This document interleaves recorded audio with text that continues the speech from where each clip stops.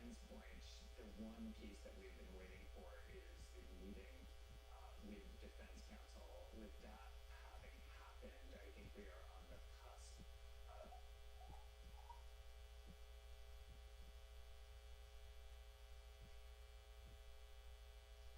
Is now fundraising off the likely indictment that's called it the single greatest witch hunt of all time. If I weren't winning in the polls, they wouldn't be doing it.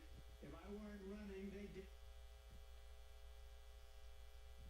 He must think everybody's memory is just gone.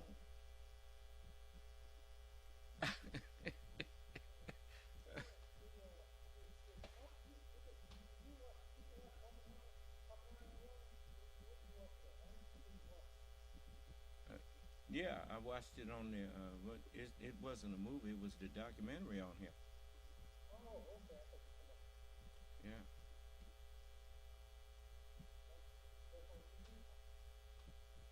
it was on. It was on MSNBC.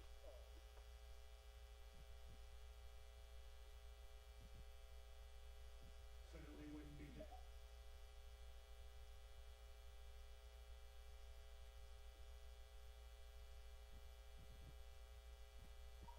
First ushering him away.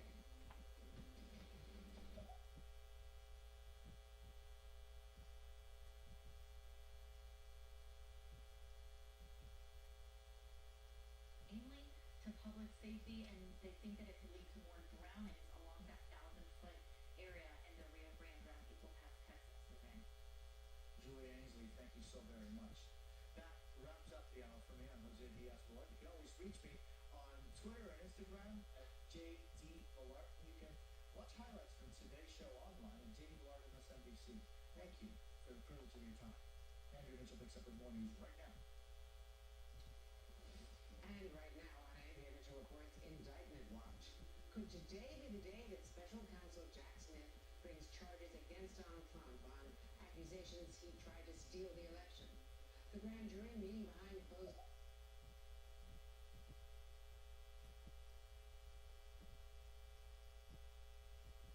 On Twitter and Instagram at JD Balart. You can watch highlights.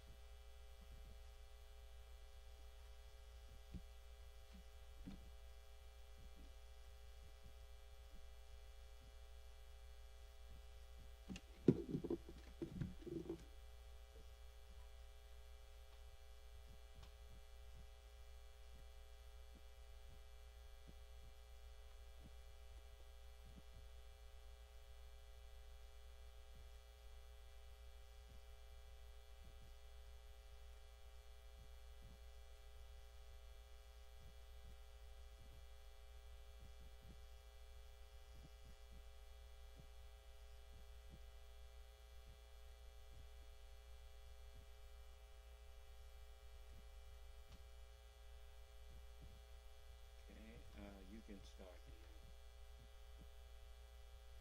Conference recording started. Conference recording started. The recording has started.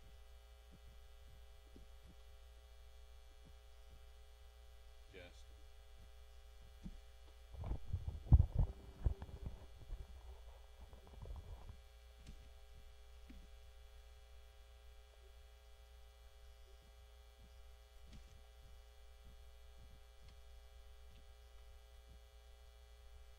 Joe Biden has the largest public investment in social infrastructure and environmental programs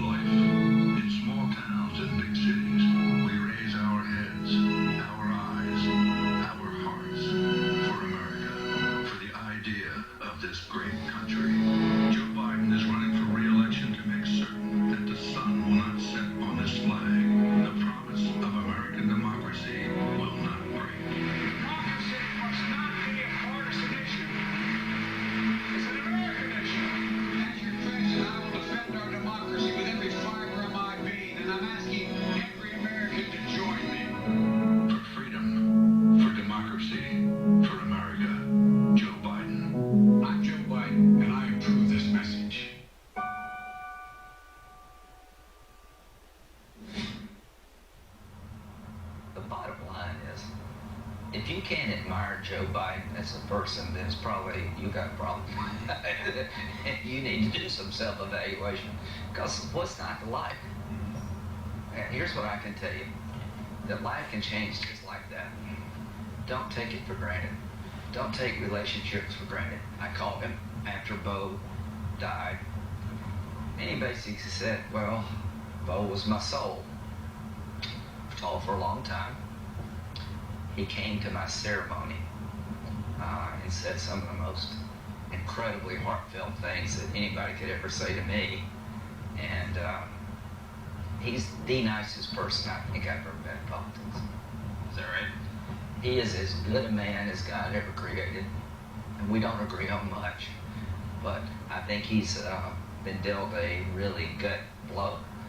I think he focuses on what he's got to do, not what he lost. His heart's been ripped out, but he's going to make sure that the other members of his family is well taken care of. He started talking about his grandkids. More worried about them than anything. We just talked about the future. Yeah. He started talking about the future of his family.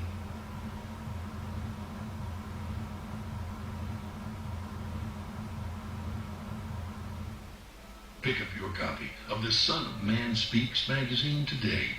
With the Son of Man Speaks magazine, you'll receive automotive tips, wholesome recipes, financial advice, and most importantly, a true understanding of the Word of God.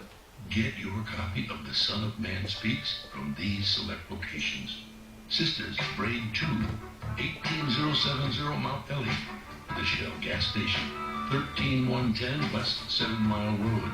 To get a subscription, call 601-786-9788. That's 601-786-9788. The Son of Man Speaks magazine, dedicated to becoming free indeed. Danielle.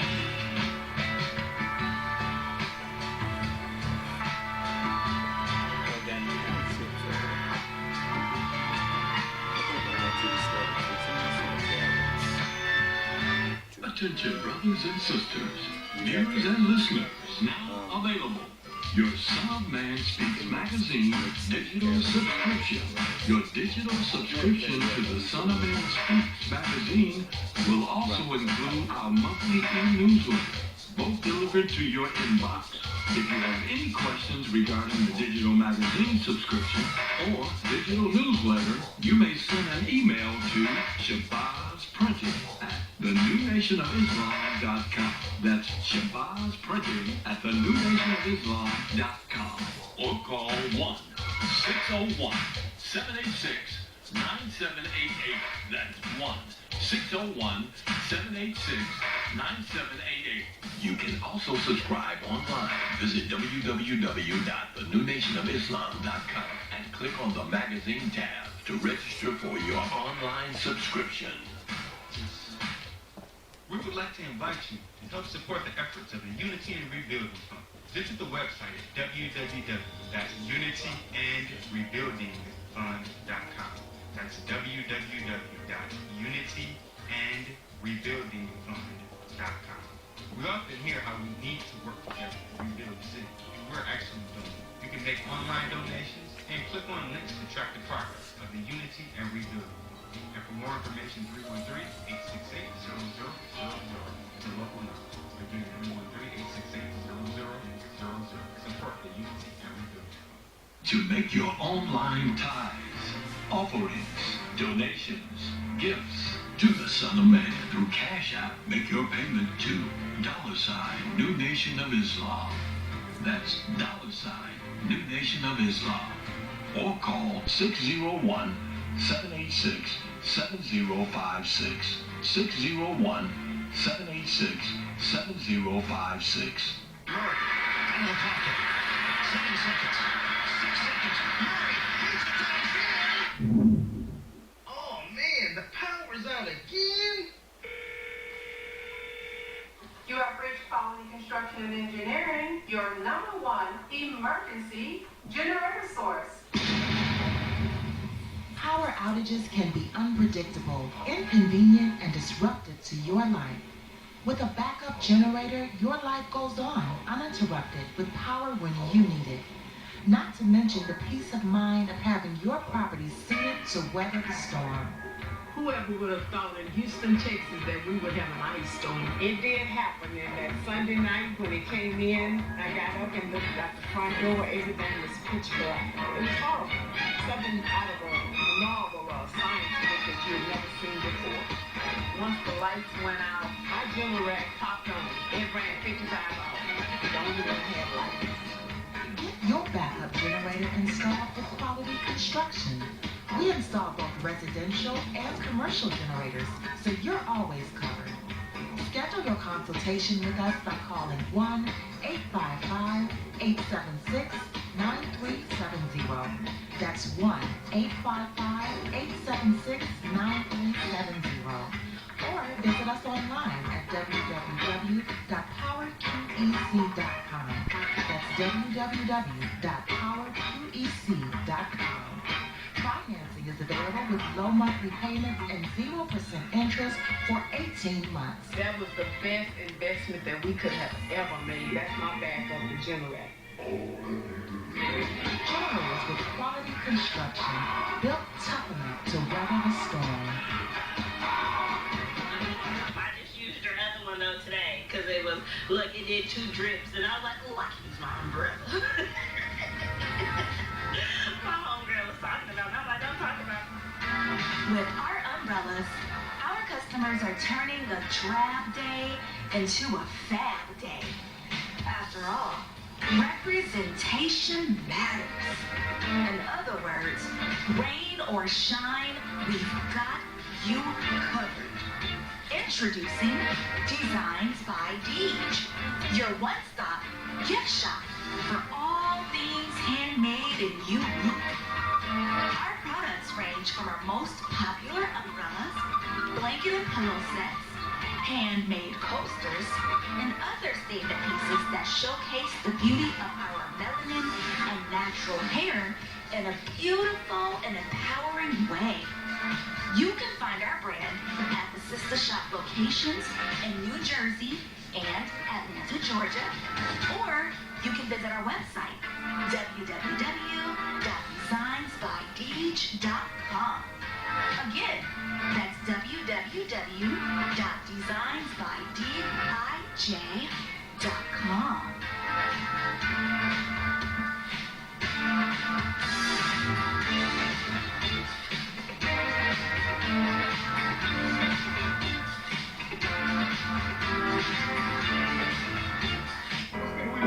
We are at work. Hey there, we are right here on Mount Ellie in Detroit at Sisters Braid to Hair Salon. Absolutely beautiful. You guys know where my braids. Larry's gonna buy me something. It's gonna be a hair day, guys. It's gonna be my hair day.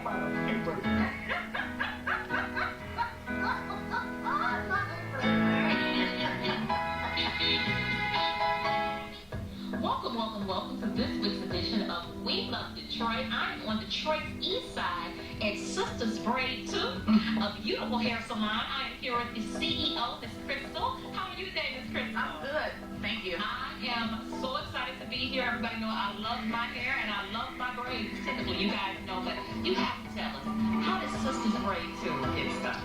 We started Sisters Braid 2 in 2009 in order to bring back some experience and quality and great customer service to this craft that I love so much. Yes, wonderful, and it's so clean and professional, and I have such a warm feeling when I come in. It's beautiful in here. It's decorated so beautifully. What made you come and choose this spot right in front of Detroit Detroit? What made you come? Well, we have this building, and we just wanted to do something with it. It's a collective effort from the Nation of Islam, and we came in, and they allowed me to decorate it and set up like I wanted to, and that's how we got started with that. Now listen, not only do you guys do braids, because that's what's in the title, but you don't only do braids, you do all hair care here, right? Yes. Let's talk about some of the other services you Yeah, offer. so we offer all phases of braids, but we also offer natural styles like 2-strand twist, scalp twist. We men's braids, children's braids, pressing curls. The only thing we don't do is chemicals. Yeah. And that's really important for all year round. It's so huge now. It's been about protecting styles for our hair, not just for the winter months, but all year round. It is important to protect our hair the best we can, and you do all styles for that. So I love that. But let's talk about an important product that you have, a really well-known product. Let's talk about it. Okay, right. That's our sister shea oil. Yeah, it's loaded with 10 to 12 great natural oils, aloe vera, shea butter, grapeseed oil, rosemary. So all those things that soothe the scalp while you're in braids, or even if you're not in braids, those things are going to hydrate those coils. I love it. And keep your hair healthy. And it's done really well, right? You've been on some really well-known shows, right? Yeah, we've been on Live in the D. We've been on Channel 7. We're featured in Small Business Saturdays. Fantastic. We have the Spirit of Detroit Award. She's on the Spirit of Detroit, yeah, and now she's on the award. We love Detroit. Absolutely. Now she's come around. Yes. Absolutely. We just love it. Right here, Sisters Shea is the product. Sisters Braids, who is the shop? When are you open? We're open Tuesday through Saturday. We start as early as 8 a.m. We take our last appointment around. So appointments, because you want to make sure that you're being considerate of others' time. Yes. And because that's something that's very important. Right. In order to give that comfortable quality service, we feel like the only way to go is by appointment. That's right. As soon as you get in, you're getting in the chair, you're getting serviced. My favorite. I will definitely be coming down. Thank you, Braids. You guys must do this beautiful in here.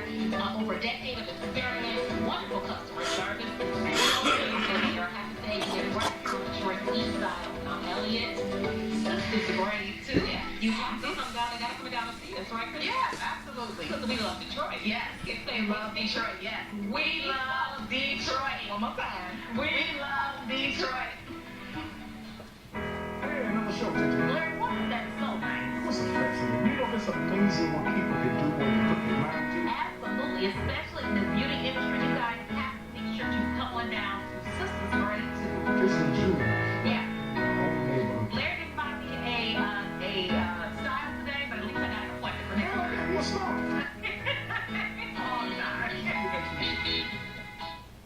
SOS Graphic Design provides agency-quality professional graphic design services from established companies to startups and individuals, creating a simple logo to complete rebranding and delivering visual communication with print media. Everything SOS Graphic Design does has a single identifying objective: to set your business apart. We are at your service. Call 313-342-2166.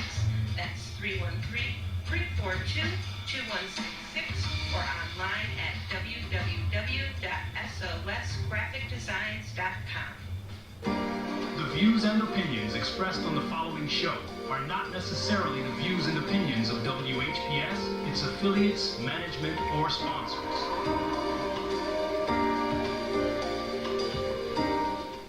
Brothers and sisters, are you tired of reading the Holy Scripture and not really understanding what you read? And if you're reasonably sure, have you ever tested that what you feel you know with someone that has a different view than your own? Then let's talk with one another. Then let's reason with one another on a Scriptural Discussion with the Son of Man every Wednesday at 9 p.m., Friday at 9 p.m., and Sunday at 12 noon on WHPR TV Detroit Live, 88.1 FM WHPR, and Comcast Cable. Why don't you call and discuss the Holy Bible, and if you have one, the Holy Quran, and come to an agreement about the Holy Scriptures and their true meaning? You can call in live on the air at area code 313-868-4336, 313-868-0342, or 313-868-0351. That's 313-868-4336, 313-868-0342, or 313-868-0351. And now, let's go live with a Scriptural Discussion with the Son of Man.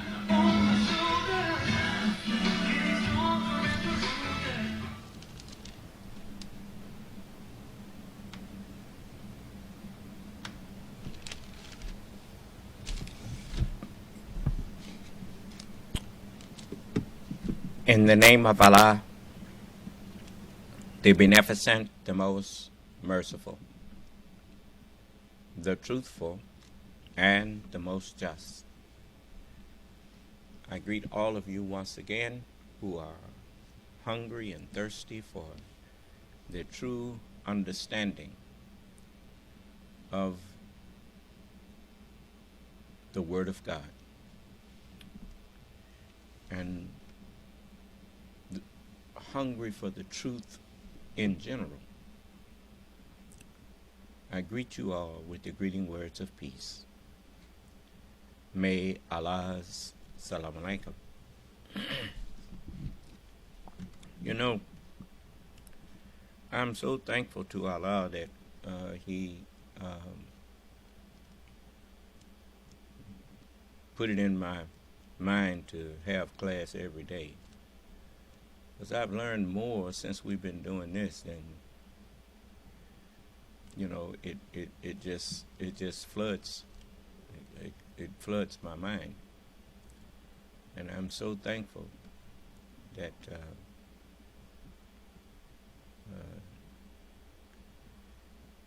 I remember the messenger said, he said, the believers love to congregate together and talk about Islam. We love that. So I look just as much forward to these classes as some of you who tell me you can't wait to class. You're not the only one can't wait to class. I'll be looking forward to class. I also thank Allah for each and every one of you sincere followers of mine who feel the way I do. That, you know, I can't do enough to bring about the birth of the nation of Islam. I just wish I had more hands, and I wish I had more energy, that I could do more. I remember that song some of the songs that they came up with after in the latter time for church. This one in particular that says, if I had 10,000 hands, I would use them just to lift his name. If I had 10,000 tongues, I'd praise his name in every one. That's a beautiful song. He keeps doing great things for me. Whoever wrote that was an inspired song. Because, you know, when you hear it, it touches something inside of you.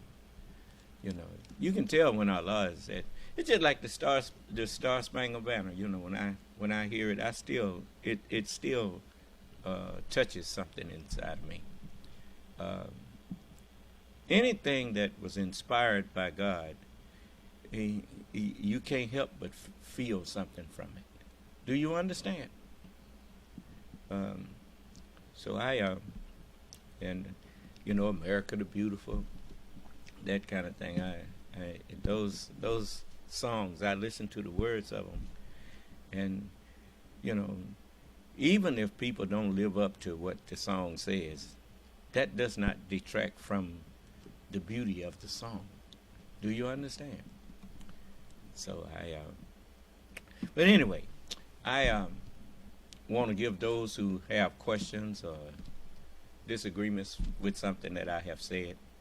Oh, by the way, I tried to get back on Truth Social, and they still blocking us. So I ain't running from them; they running from me. So, okay, go ahead. Yes, sir.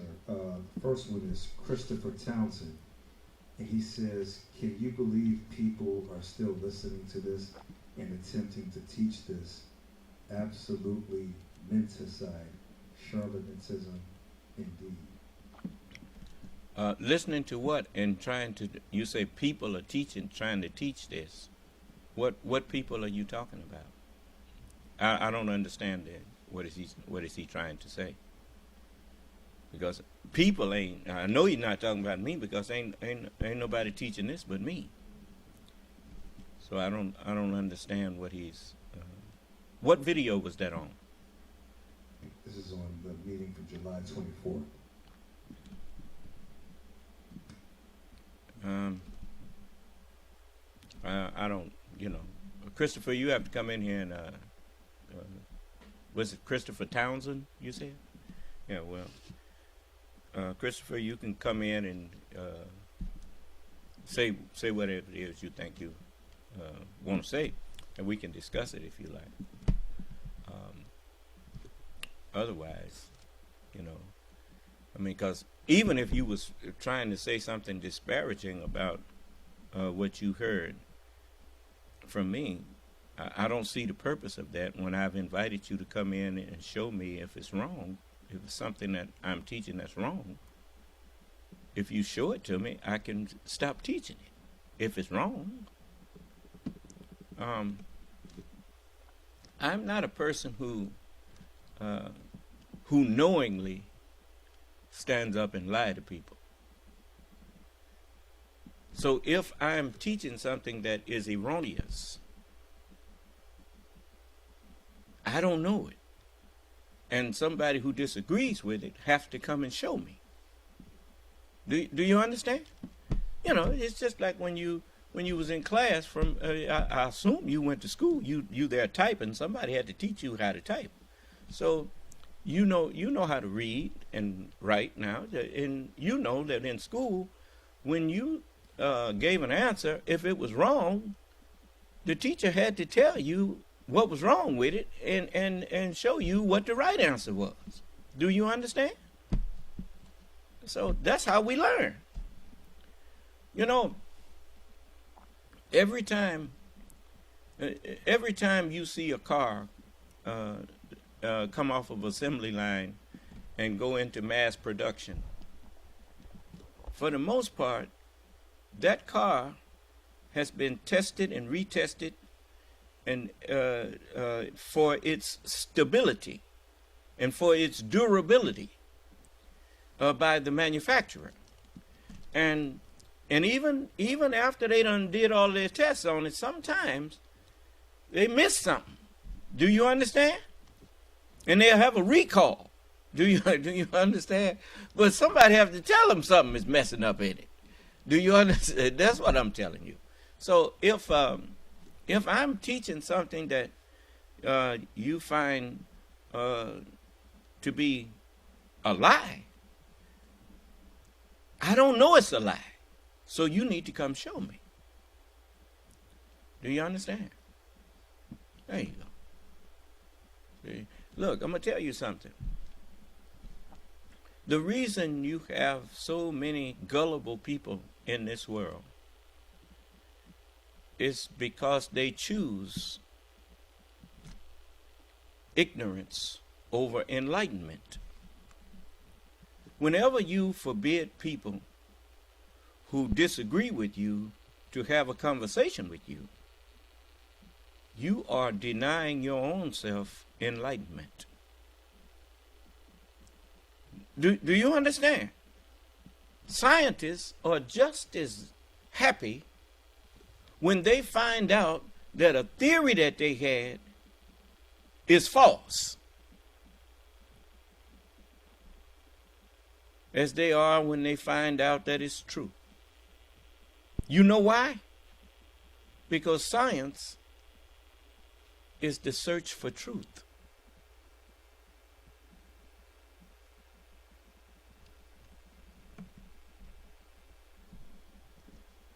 You see? So you needn't think that just because a person disagrees with me, I don't want to talk. That's the one I want to talk to. It's the one who disagrees with me.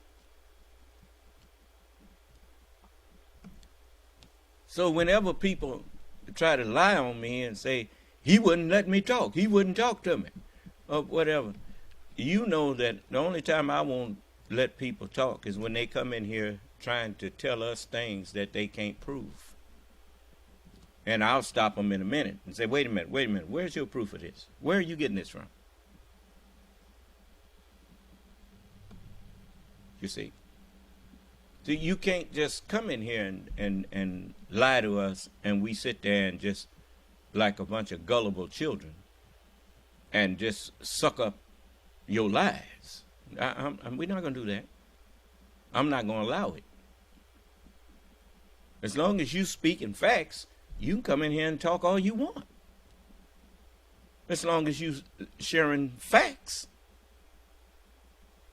Because you can't make up facts any more than you can create matter. A fact is a fact. And it was a fact before you discovered it. Just as matter can neither be created nor destroyed, subject matter cannot be created nor destroyed. When you bring up subject matter, you didn't create that subject matter. It was always there. It was always the truth. You just discovered it and brought it to view. Do you understand? This is like when it says Allah created light, and created light where? Created light in your mind. You see. Anyway, let us, what was the next one, brother? The next one is someone with the screen named Cactus QLTR. And they say, they left this on the meeting from the 27th. And they said, wait a minute, the 27th? You mean the 26th? Yes, sir, I'm sorry. 26th. Okay. And they said, what kind of madness is this? Well, this is you know, have you noticed when you go to school, how many of you understood when you enrolled in, when you were first enrolled in school, were you qualified to make judgments about the school from one day? I didn't hear you.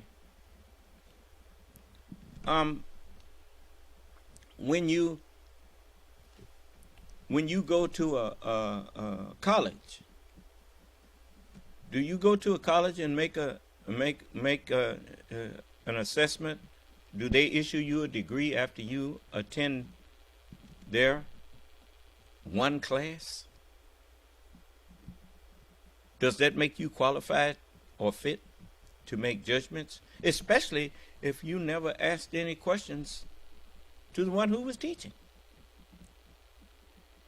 You see, this is the way bigotry works. When you say something to a bigot that does not agree with what a bigot thinks or decides is right, it don't make no difference how many facts you bring them. In their mind, you still wrong. Do you understand? That's what makes them a bigot. You see?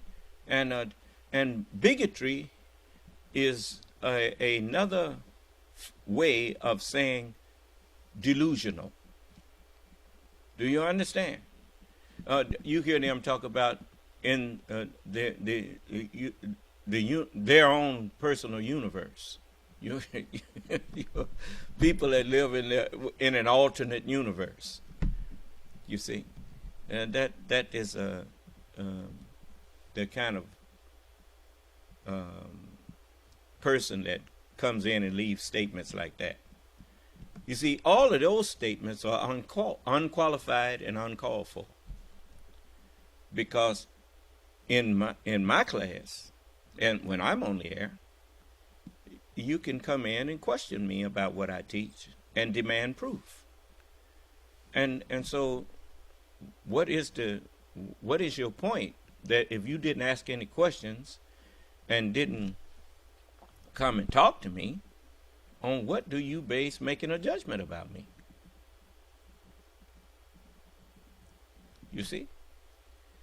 See, I'm trying to show you how this world got where it is. I'm going to read something to you. This is from chapter 47 of the Holy Quran.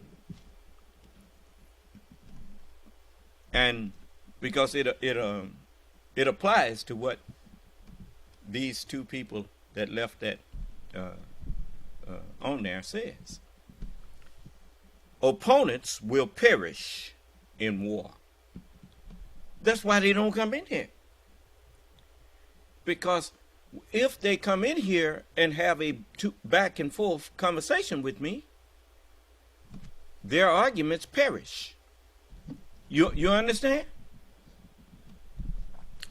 And so it says, in the name of Allah, the Beneficent, the Merciful, those who disbelieve and turn men from Allah's way, He will destroy their works. You notice when I asked the man who was talking about he's something special or whatnot, I asked him to give us a website and so we can go see what you're doing. He ain't doing nothing but running his mouth. Running his mouth. He's back running his mouth. Yeah, You know, but he ain't running it. He's not actually not running his mouth to me. He's afraid of me. He don't want to come in here and talk to me. But he'd like to sit up out there. What he's typing, he thinks that that's going out to other people. But I'm letting you know something, brother. As you type all of what you typing, and you didn't come in here to discuss what you typing with me, we erased that. That's not going to nobody. So it says, and those who believe. Now when it says those who disbelieve, see, in order to understand what that's talking about, you have to know what's in the Bible. If you don't know what's in the Bible, you don't know what's meant by that. The Bible says in Malachi, the 4th chapter and the 2nd verse.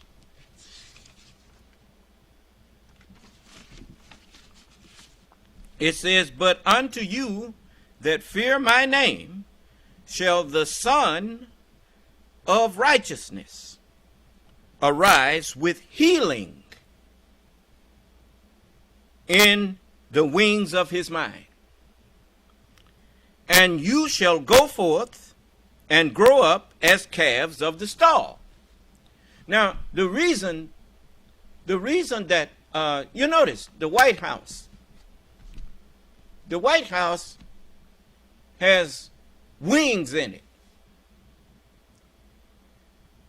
They say the president is over in the West Wing. Huh? Okay, the wings are rooms. Do you understand? A hospital has wings in it. And those wings have rooms in those wings. Do you understand? Well, when the scripture says the Son of Righteousness shall arise with healing in his wings, you remember what, sometimes they will tell you, we're going to add a wing to this building or that building. Well, they're going to add some more rooms to it. You understand? Or at least another room. Well, every time a messenger was here, he left a testament. And Paul said it like this. He said, when I am present in the body, I am absent from the Lord. He said, but when I am absent from the body, when this body passes, he said, the mind that's in the body will be present with the Lord. Do you understand? So Paul becomes a wing of the mind that's in the Lord. Do you understand? Jesus said, I go to my Father. He became a wing in the mind of the Son of Man. All of the messengers of God are wings that I can refer to when I'm trying to teach you. That's why the anointed ones, which is what Christ is. All of the messengers collectively were anointed, and so they are called collectively, they are called Christ. When you refer to an individual one of them, you refer to him as the Christ, and then you ask which one. But that is what the ain't no sense in asking me nothing right now because I'm still explaining this. Okay, so the wings that I heal you with, that's why it says that these scriptures are for the healing of the nations. You see, and so I use the scriptures to heal you of the poison of the false religious doctrines that people have been teaching you. And so all of them are the prophets. They are my wings. They are my Christ. And so the book says, but unto you that fear my name shall the Son of Righteousness. When you say, bring me the book, you got one in mind in particular. Do you understand? And so God, in John 3:16, it says, for God so loved the world that he gave his only begotten, S-U-N, Son, that whosoever believeth in him should not perish, but have everlasting life. And so this is where the Holy Quran takes into account. And it says, those who disbelieve and turn men from Allah's way, he will destroy their works. And so you see, those who disbelieve in the Son of Righteousness. Do you understand? And so I am that Son of Righteousness, that teacher of righteousness. I am the begotten, S-U-N, of God. The sun out there in the sky was not begotten. It was made. And so I am begotten. I am the begotten, S-U-N, of God. And then it says, now, what was that? Maybe they had a question on something that I was about to say. You took the mic. What is it? There's a brother Ali that's on our website. He said he can't call at the moment, but he had 3 questions. The first one is, what is the difference between the new NOI and Orthodox Islam? And he says, by Orthodox Islam, I am referring to Sunni Islam. It's not new. First of all, that is something that's been around since after the passing of Prophet Muhammad. Prophet Muhammad did not teach a religion called Sunni Islam. He did not teach Shiite Islam. He taught Islam, like all of the messengers of God. They taught Islam. All of these other sects that rose up, that is a form of polytheism. And that's in the 30th and 30.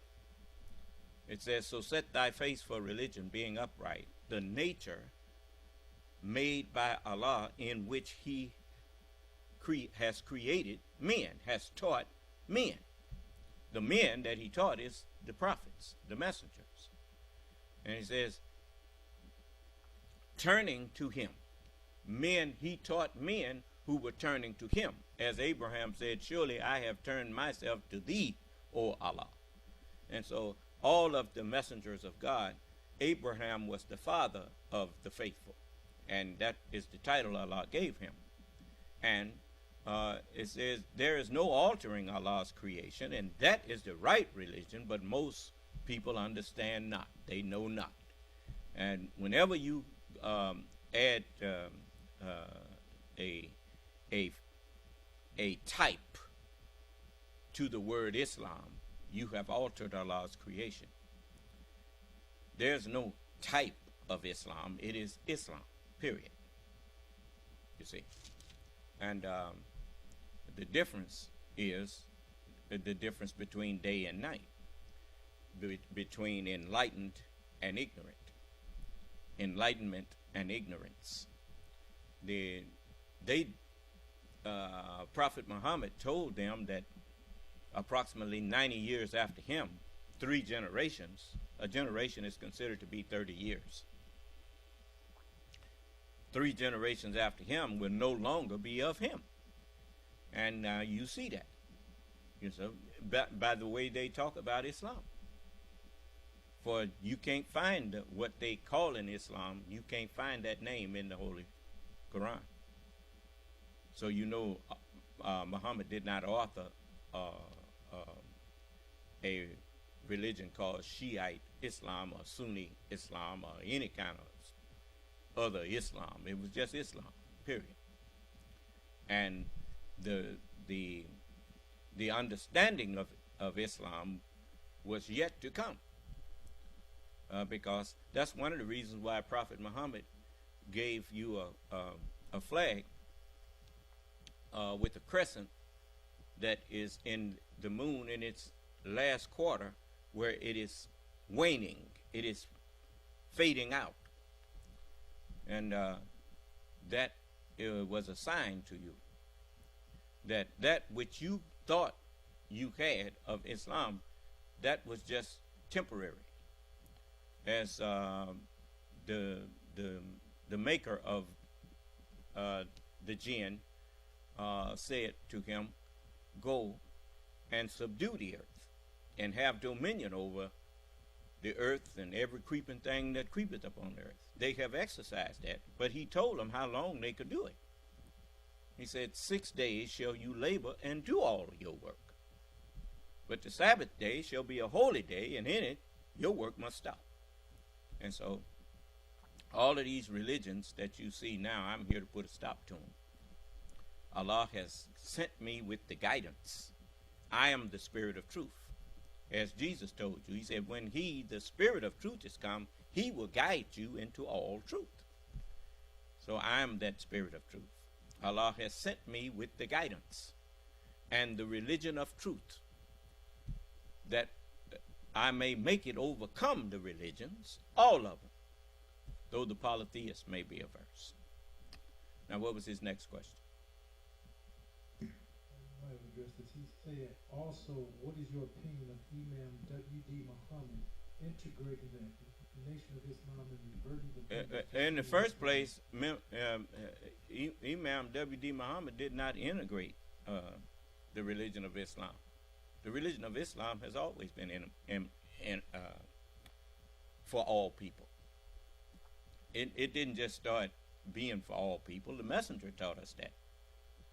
The messenger, you keep giving, many people try to give W.D. Muhammad credit for something he didn't do. The Honorable Elijah Muhammad, he said in 74, he said, there are white Muslims in America, and lots of them. He said, and they recognize and respect you. He said, you must recognize and respect them. That's not W.D. Muhammad's teaching. That was the Honorable Elijah Muhammad's teachings. What W.D. Muhammad did was came and manifested that those who thought they understood the messenger's teachings did not understand it. And they did not believe it. They believed in the man. They didn't believe in what the man was teaching. That's why W.D. Muhammad had such an easy time to get rid of everything and that the Honorable Elijah Muhammad was teaching. Because when the test came, as we were warned, he said, the Honorable Elijah Muhammad had told us through his ministers, one day the whole nation is going to be tried. Well, that trial came when the messenger passed, and everybody had to stand on their own. They had to, the teachings, as in FOI class, we used to learn this, says, in the absence of the trainer, the training takes over. In the absence of the teacher, the teaching takes over. You see? That's why the messenger reiterated to us that you can't just believe in the messenger. You must believe in the messenger, and you must believe in Allah, the truth that the messenger was teaching. He said, this is the thing that the world has not known, that Allah and his messenger are one. We say the belief in Allah is the belief in the messenger. The belief in the messenger is the belief in Allah. You cannot believe in one and disbelieve in the other. And so when they start saying that he was no messenger, and Farrakhan and all of them, WD and all of them was saying the messenger was not really a messenger, and that kind of thing, and people, the ones who said they believed he was the messenger, start saying that he wasn't, well, they denied him. And so they failed. But I never denied him. And that's why I'm still standing. So the messenger, he taught us these things. If you want me to let you hear him saying what I said, I'll let you hear it. The messenger, look at Master Farad Muhammad. As you look at Master Farad Muhammad there, his mother was a white woman, and she was a Muslim. So, I mean, Islam has always been for all people. So, what was his next question? The last thing he said wasn't a question. He made a statement, said that Joe Biden supports a direct contradiction to the teachings of Islam. No, he does not. Supporting homosexuality. No, he does not support a direct contradiction. He's upholding the Constitution, which he took an oath to uphold.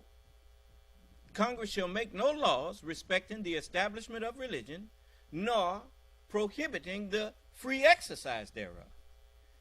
The teachings of of homosexuality, that is something that is religious, and people who you see practicing that, the only thing I'm responsible for is to tell them I don't believe in that, and Allah has condemned that, and you should not be doing that. As Lot said to his brethren, he said, I pray you, brethren. He said, do you commit an abomination that no other nation did before you? Do you come to males with lust instead of females? And he even offered his daughters to him. He said, you don't come in here raping these men. Yeah, I have daughters. Why don't you go after women, man, if you want to be intimate with somebody? But he didn't try to force his way on nobody. They were trying to force their way on him. And so likewise, you see things through a colored glass. I do not. The Holy Quran says there is no compulsion in religion. So if there's no compulsion in religion, you can't pass no law making people be religious. God will judge them, and he will destroy their works and the mind that they have to do those things if they don't correct themselves. Do you understand? I don't have to do nothing to them but warn them, and that's what I do. You know, Joe Biden ain't practicing it. He just president of the United States. They pay taxes just like you do. They paying his salary. Do you understand? And that's the wonderful thing about true religion. True religion cannot be condemned, because true religion does the same thing to people. It teaches you that as you would that men do to you, then do ye likewise unto them. This country didn't start off as a nation of Islam.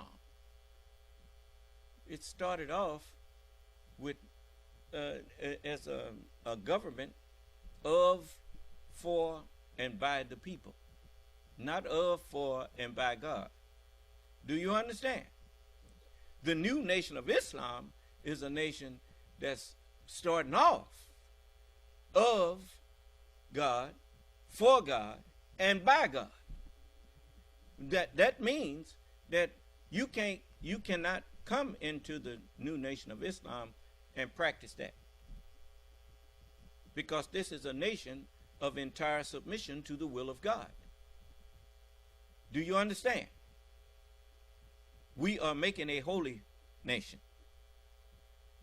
And if you're not ready to be holy, then you don't want to join with me. Do you understand? Okay. But no, Joe Biden is just doing what his oath of office made him do, just like Barack Obama did, just like every president. As Joe Biden even told you, he said, don't compare me to the Almighty. Compare me to the alternative. You see, you want the freedom to practice your religion. Well, it's your will to practice what you deem to be righteousness. Well, you have to give those people their freedom to practice what they deem to be right for them. Do you understand? And even with me, you don't see me going around here trying to preach to people on the street and tell them how to live their life. I'm like a doctor. I don't go up and down the street looking for patients. If they want my services, they come to me. Do you understand? All right. Now, what else? He says, thank you, I'm grateful for you answering my questions. Brother,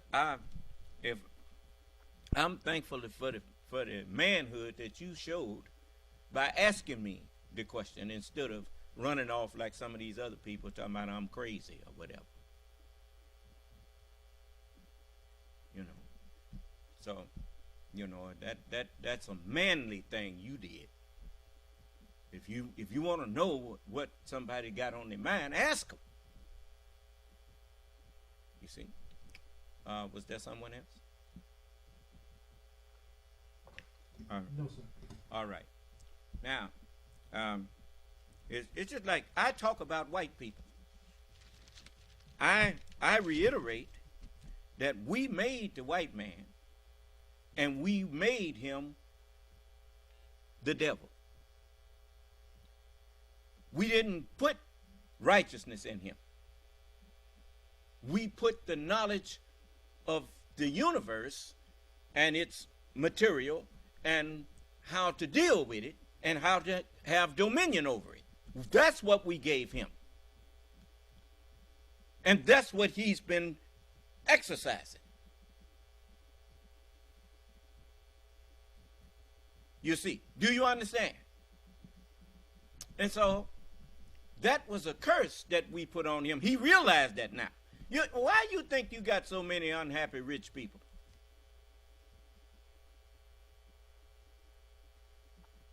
The rich man found out, just like Donald Trump, he's a miserable person. That's why he makes everybody around him miserable.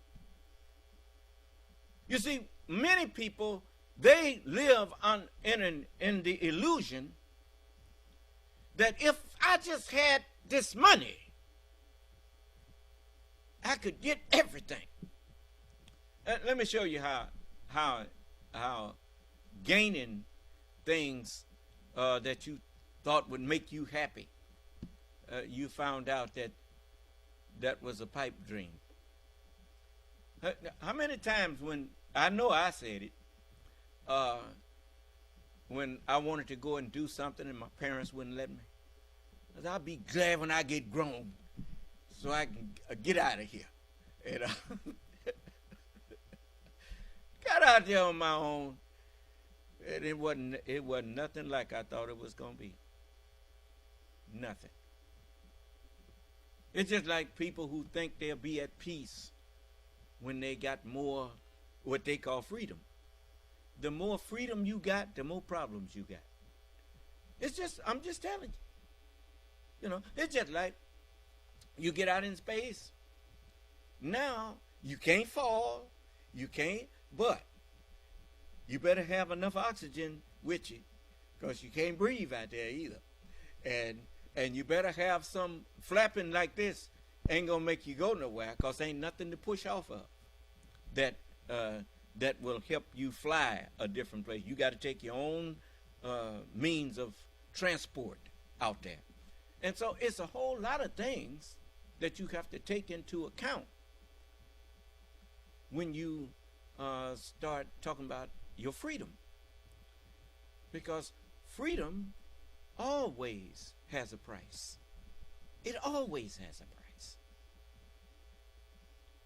It's just like when you're free to go and buy whatever you want. Okay, your wants gonna run out. Because the things that you could want are limited around there. How many cars can you want before you get sick of cars? How many bicycles do you need before a bicycle don't mean nothing to you no more? How many houses can you buy or build before houses don't satisfy you no more? And pretty soon you discover that if you had everything in the earth, you still ain't got the one thing that you thought all of that stuff would give you. You thought you would get peace. But you still ain't got no peace. You know why?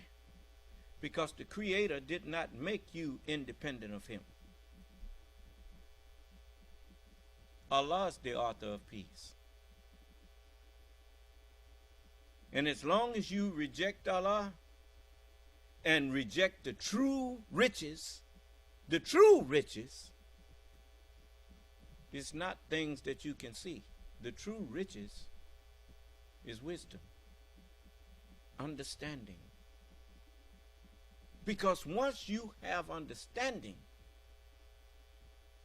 then you can put everything in its proper place because you see it from an objective perspective.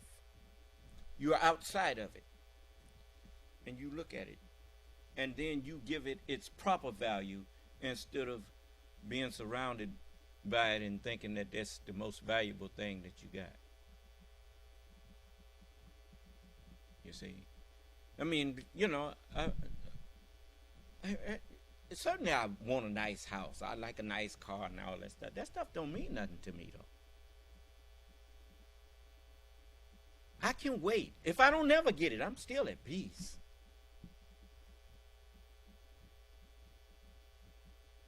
Because I have the true riches. This mind that Allah has put in me truly is over matter.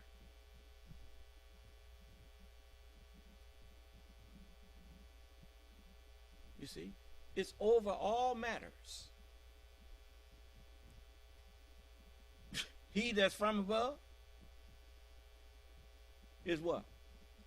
Above all. Is over all matters. So when I tell you, hey, don't worry about that, then just trust me. Don't worry about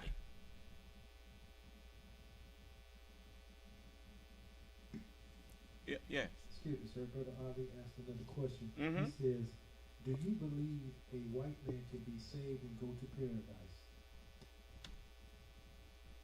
Certainly. Prophet Muhammad was a white man. And he gave us a beautiful recital of the Holy Quran. Master Farad Muhammad's mother was white. There's white Muslims in America. I believe there are no such thing as an unrighteous Muslim. As the messenger said, are there any Muslims other than righteous? I beg your pardon. I never heard of one. See, you always thought, as I did at one time, that white skin was devil. If he's white, he's the devil. And the messenger said, you go by his color because you didn't know who was up under the color. Well, he straightened that out for me. White skin is in us. It came out of us. So, I mean, skin is skin. His is weaker than ours because he came out of us. Light skin, as Minister Farrakhan quoted Gregor Mendel. when Gregor Mendel said light skin is recessive, dark skin is dominant. The blue eye or brown, hazel eye is recessive. The brown eye or black eye is dominant. You get the recessive from the dominant. That's what recess is. You know, when you was in school, they said we're going to have recess. That means you're going to go out for now. Okay, recessive means to come out of. So all light-skinned people came out of dark-skinned people. And so the white man is part of our family. You're not a family when there was just nobody on here but black people. That was just the original people of the earth. We became a human family when we produced children. Brown, yellow, white. Now we are a human family. You see? Do you understand? So, can't none of y'all go to heaven except you come with me. I'm the only one who can ascend up to heaven. I can take you with me, but you can't go without me. Heaven is the Holy Scriptures. And even the prophets, they didn't understand everything that they were given from heaven.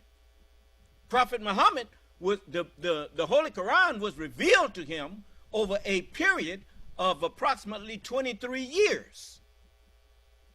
He didn't understand everything that was in it. He didn't have to. He was a messenger.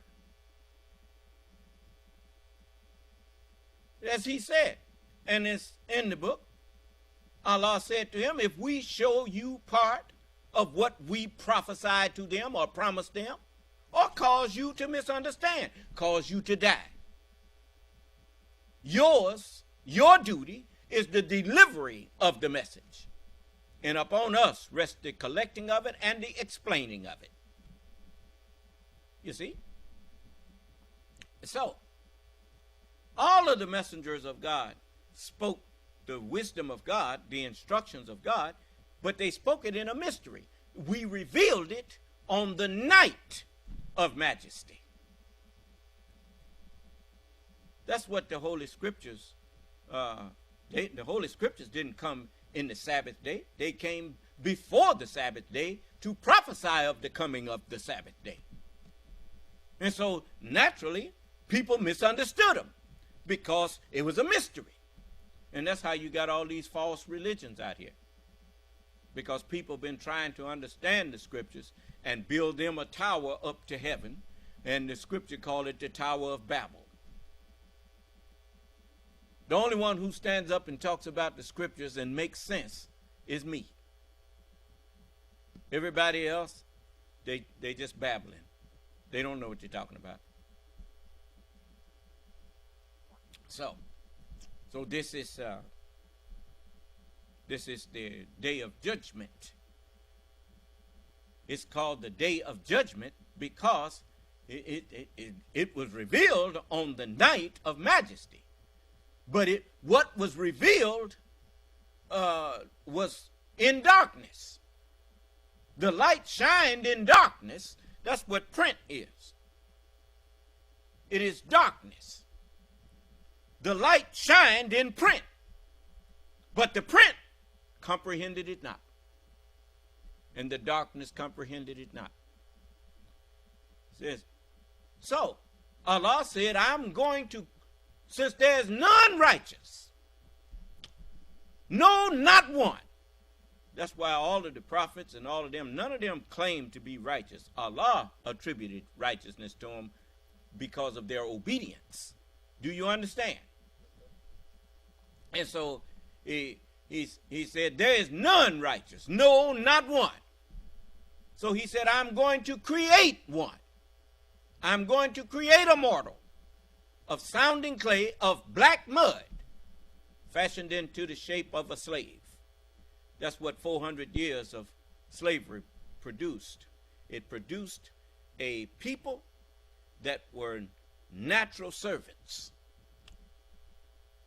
And from that people, a man that was just natural to wanting to serve. And so then Allah took me away from them and put his wisdom in me, breathed into me of his spirit. As he says, so when I have made him complete and breathed into him of my spirit, he told the angels, all of you, fall down, humble yourself, and make obeisance to him. And that's why you can't find nothing in the scriptures from Jesus to Muhammad, Moses, any of them. You can't find nothing in their teachings to help you fight against me, because they were ordered to bear me witness. And that's what they do. They bear me witness. And so I'm here, the only man who can go into the scriptures and not get lost. You see? No man hath ascended up to heaven. See, there are 7 physical heavens. You call them continents. That's what the scripture, a lot of people, you ask them, where's heaven? And they go looking up. And to show you they didn't understand the word of God in Genesis. For God told you in Genesis where heaven is. He said, and God said, let there be a firmament in the midst of the waters, and let it divide the waters from the waters. And God made the firmament and divided the waters which were above the firmament from the waters which were beneath or below the firmament, and it was so. And God called the firmament heaven, because that's exactly what land is. It's just like when you throw up, you heave up and vomit up, and it dries a little hard from what was in your stomach. Well, the earth, that volcanic activity, that's where land comes from. The earth is heaved up with great force, and the past tense of heave is heaven. Heaven. Do you understand? And it's 7 continents. If you took all of the water off of the earth, it would look like a giant coronavirus. But it is much. It's so much that Allah have revealed that it's amazing to me. That's why I laugh sometimes to think I was so ignorant. You know, I was living in the truth and didn't know the truth. I mean, the truth all around me, and I didn't see nothing. So the eighth heaven is the Holy Scriptures. You see, and that is the spiritual, the greatest heaven. The Scripture is, you notice, the earth is approximately 7,926 miles in diameter. And it's just teeming with life.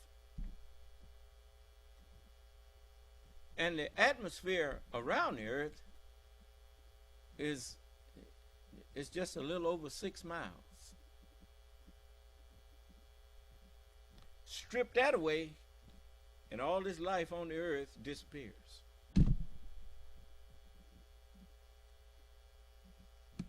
The atmosphere is the earth's extension. Do you understand? And so, I mean, you get 12 miles up, you in space. So, I mean, you notice, you get up there and cruise at, 35,000 feet? You know, let me see here. 5,280. That's about, not quite 6. Let me see here. Let's see, 5,280 times 6 equals 3,000. That's 3,100 feet. So at 35,000 feet. That's why the messenger was telling us. Now, you can't breathe up there, but it's some air up there. It is atmosphere up there that they can push off of, and the plane don't have to work so hard. The engines don't to cruise up there. But you get out there 12 miles up there, you out of you out of atmosphere. You in space. And so that's compared to 7,926 miles. What is 12 miles? That ain't much, is it? Just a thin little layer that swallows the earth. That's extended from the earth.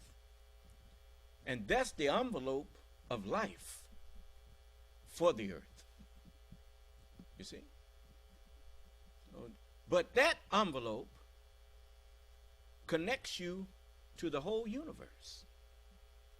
Do you understand? If it was not for that envelope of air, that envelope of atmosphere around us, then we wouldn't be here, and we wouldn't have no connection to infinity. But you notice, you can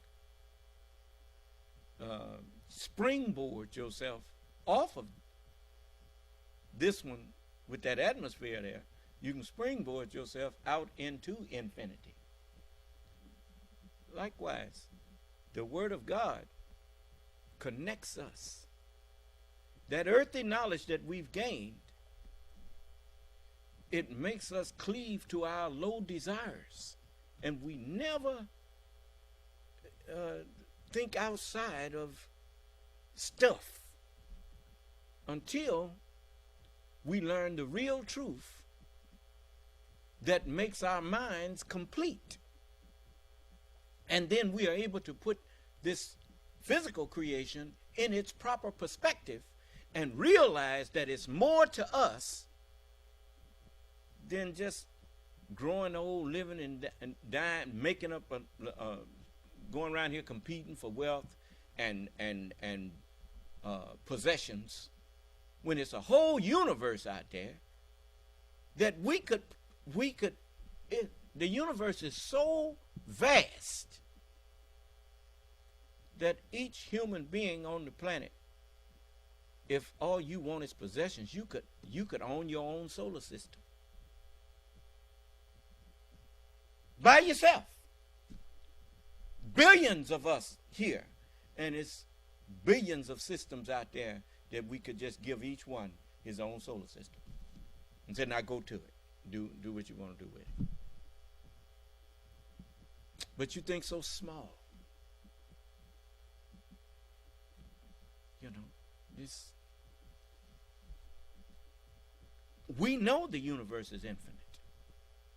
If it wasn't, you wouldn't see black every time you look out there with all them stars and everything, and you see black. They in that blackness, but the blackness is behind them. Next time you get in the house, turn a light on. Flashlight. Take a flashlight. Turn all your lights off. And turn on the flashlight and shine it. And you'll see that white spot on the wall. That lets you know that it's an end to that room you're in. If there was an end to this universe, if we was boxed in, you wouldn't look up and see black with all that light out there. You'll notice the moon, you look outside at night and it looks so dark. And then you see a white moon up there. It's because that light is bouncing off of the moon, and you see the sunlight being reflected off of the moon, and so what looked like darkness is not. It's light. But it's just traveling on through, traveling on out. It ain't hitting nothing. That's why you don't see it. Do you understand? But there's your proof that you're living in an infinite universe. You got stars out there trillions of light years away, and yet behind them is darkness. So, but anyway, we think small because that's what we have learned. What this man was given is finite. He was given finite knowledge. The Word of God is infinite. Matter is finite. So even when you look at what you've learned about matter and think that you have become a great so,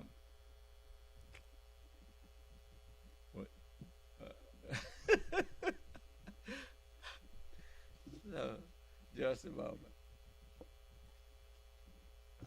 Just a moment, y'all. We had a little blink in the power out here. Okay, we back. So when you look at the things that you've learned about the physical matter of the universe, are we still broadcasting? Okay, well then,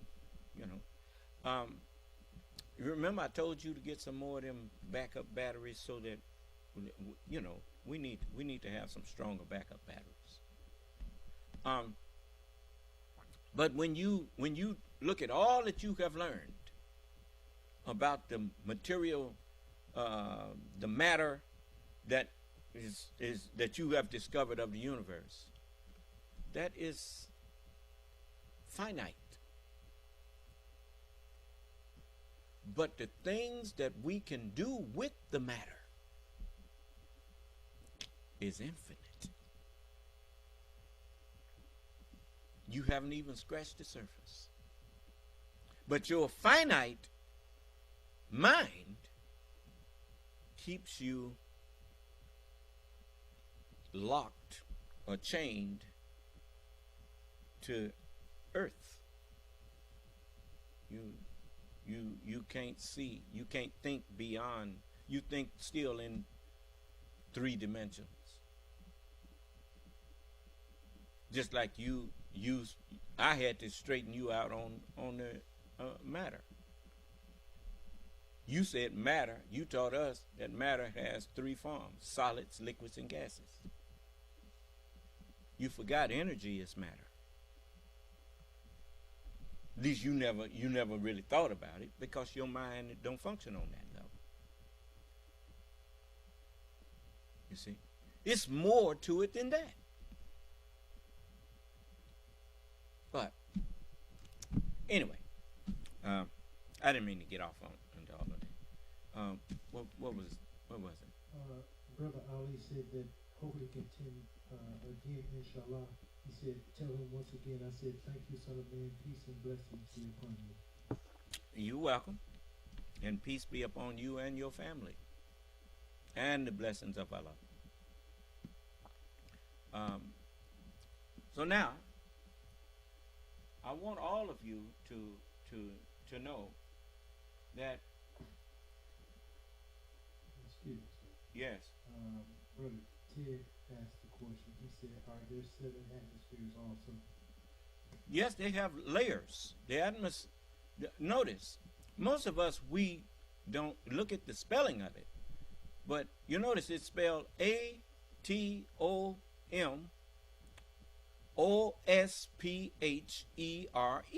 Atomos sphere.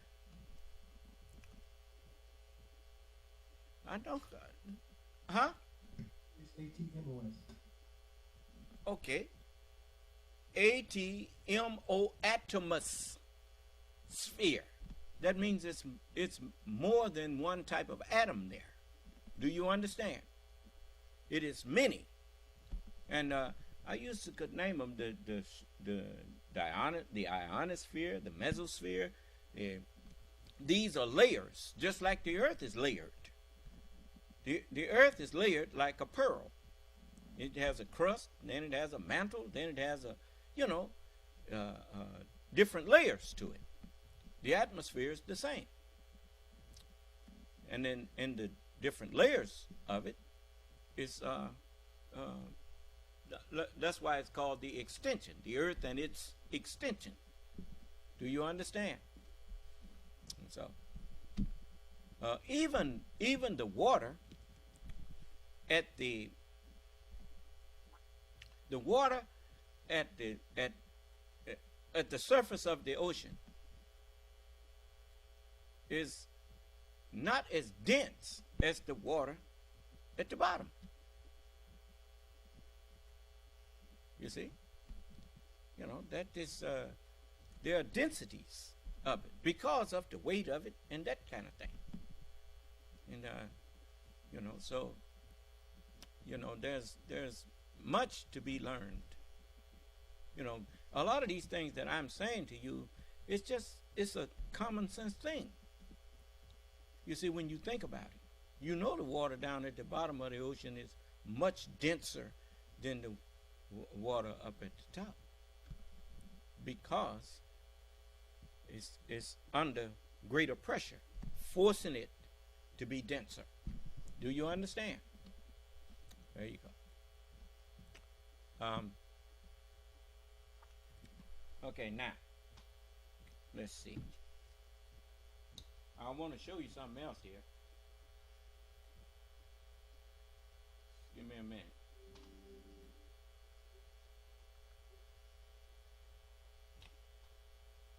I saw this news clip today, and I thought it was pretty interesting. Today's show online at JD Ballard and MSNBC. Thank you for the presentation. Andrew Mitchell picks up with more news right now. And right now on Andrea Mitchell Reports Indictment Watch. Could today be the day that Special Counsel Jack Smith brings charges against Donald Trump on accusations he tried to steal the election? The grand jury meeting behind closed doors right now. Courtroom drama, how the Hunter Biden plea deal unraveled. What happens next for the president's son, and what is the political fallout for the president himself? Extreme heat, 143 million people under heat alerts from California to Maine. The new steps President Biden is about to announce to keep workers safe as the temperatures rise. And growing questions about Senate Majority Leader Mitch McConnell's health after the 81-year-old freezes mid-sentence for a frightening 19 seconds during a live news conference yesterday, fellow lawmakers ushering him away.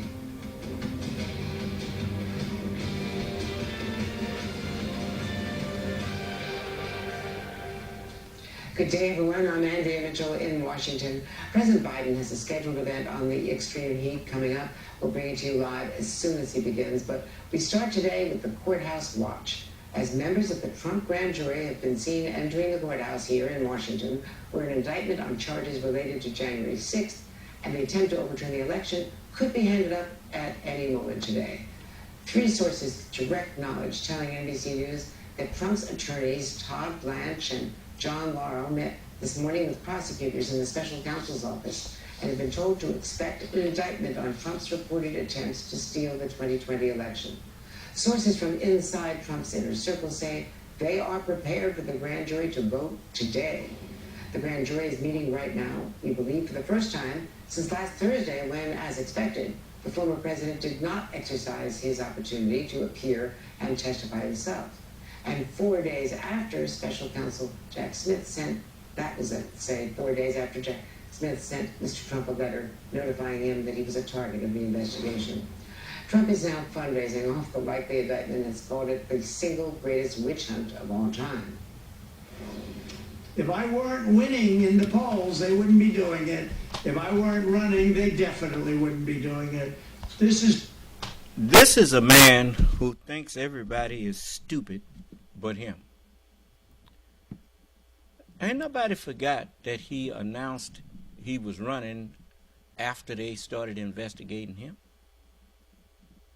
and announced it more than 2 years early. Do you understand? Thinking that somehow that's going to protect him from being investigated, so he could come out and tell that lie that he just told. Do you understand? Look,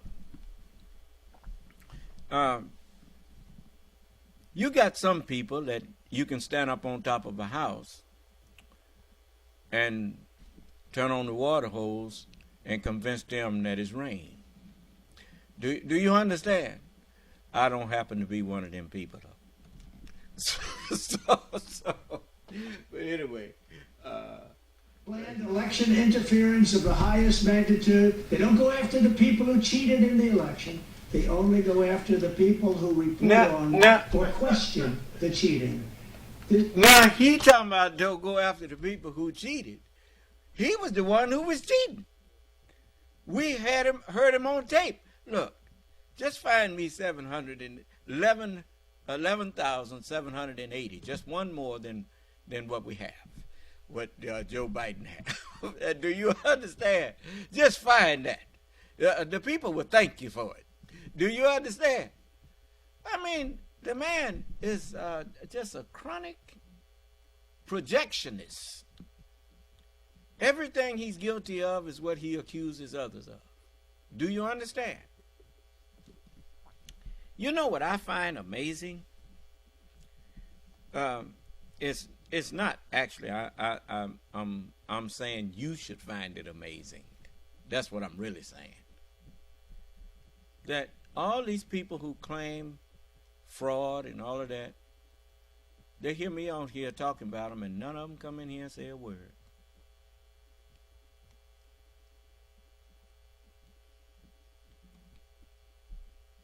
Now, if I'm not the Lord, who am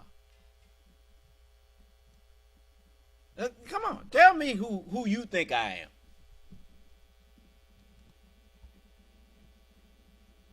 Because I have no qualms about talking to whoever want to talk to me.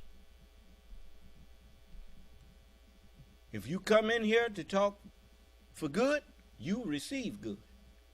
You come in here projecting something else, I'll fix you. Throw your behind in hell. Then you'll know who I am. Now, let's let him talk a little more. Will go down as the biggest disgrace in American history. NBC News Justice and Intelligence correspondent Ken DeLeo is at the Justice Department. Ken, so is it looking like today? What are we hearing from your sources at the Justice Department? Andrea, I think you laid out some of the very important signals that today could be a big day. Perhaps most important, the fact that Donald Trump's legal team, including Todd Blanche and John Lauro, traveled to the special counsel's office, which is some way away from here at the Justice Department, to have a meeting. And at that meeting, they were told to expect an indictment against their client. Obviously, we've known that that's the situation ever since former President Trump got a target letter more than a week ago. And we expected the grand jury to meet this past Tuesday, but they didn't for reasons that are unclear. And then we saw them come in early today. Now, again, this is a secret process. Hard facts on the ground are few. And so we're relying on smoke signals and whispered conversations in the hallways here. But it sure is looking like today is a very important day. And this would be an incredibly significant development. As I look at the arc of this story, it wasn't very long ago that people were criticizing the Justice Department for what they viewed as a slow and cautious approach to this whole question of whether Donald Trump violated the law in trying to cling to power. And, in recent months and weeks, this... Understand something. It's one thing to know that a person committed a violation. It's another thing to prove it. Remember, in court, regardless of what the police or what the officials who arrest you think about you, you don't have to go in court and prove your innocence. They have to come in there and prove your guilt. Do you understand? So just saying he did this or he did that, you still have to get your proof that he did it. And the proof that you get has to be so overwhelming that it does away with a reasonable person's ability to cast doubt on your guilt. Do you understand? That takes time. You have to present the as they call it, an airtight case. Do you understand? That's what takes so long. Is being able to get enough evidence that proves the guilt of the person that you are arresting beyond a reasonable doubt. So, Special Counsel Jack Smith and his grand jury has heard from hundreds of witnesses and has gathered thousands of documents and now appears to be on the verge of bringing a case, Andrea. So Ken, stay with us. I also want to bring in NBC's Vaughn Hilliard, former FBI General Counsel Andrew Weissman, and former U.S. Attorney and senior FBI official Chuck Rosenberg. So, Andrew, there's a lot of speculation about the timeline. Jack Smith staring down a primary season calendar for a potential trial. He's already, it's scheduled for May on the documents case. How does that factor into a decision whether to come up with this indictment, whether he will in the indictment name potential co-conspirators or not?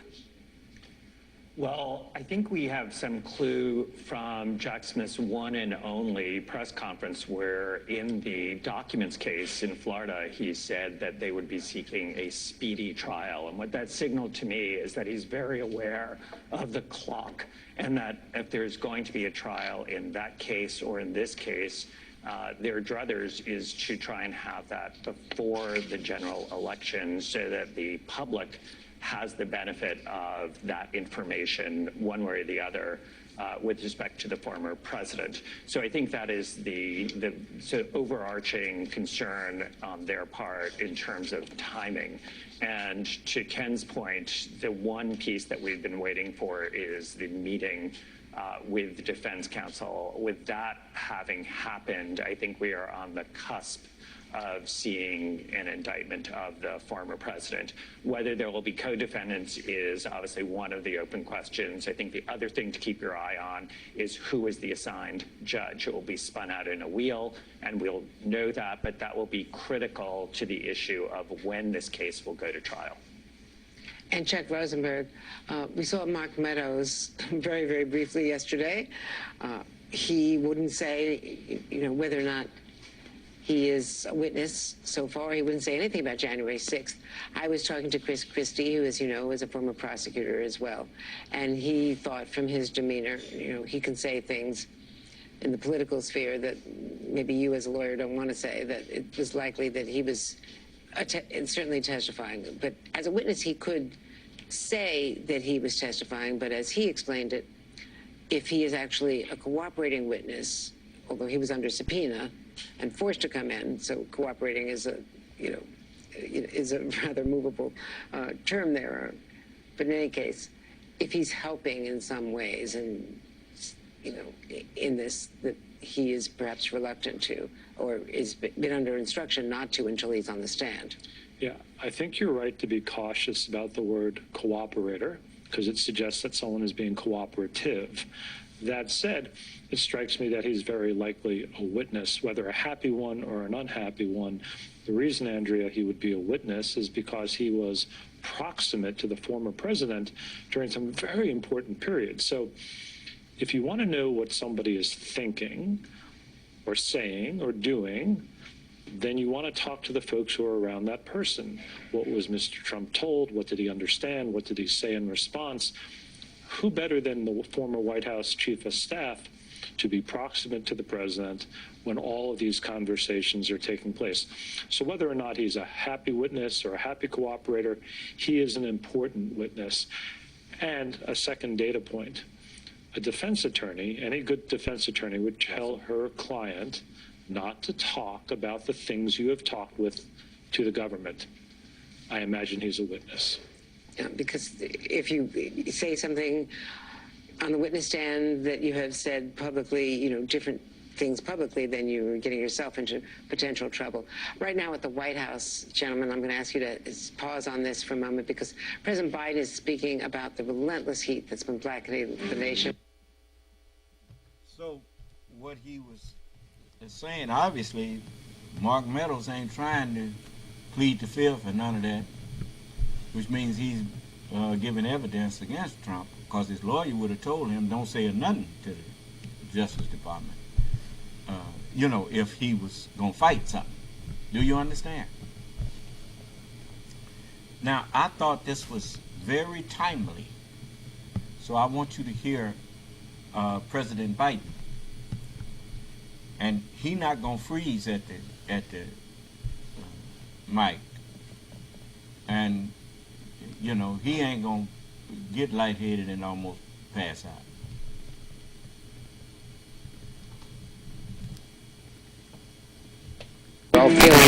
As the UN announces July is set to be the hottest month in recorded global history.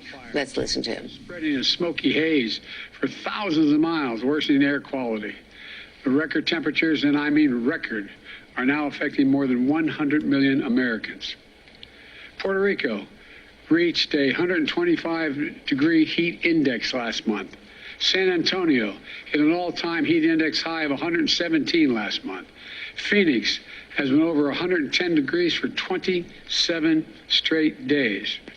And with El Nino and the short-term warming of the ocean, that exacerbates the effects of climate change, making forecasts even hotter in the coming months.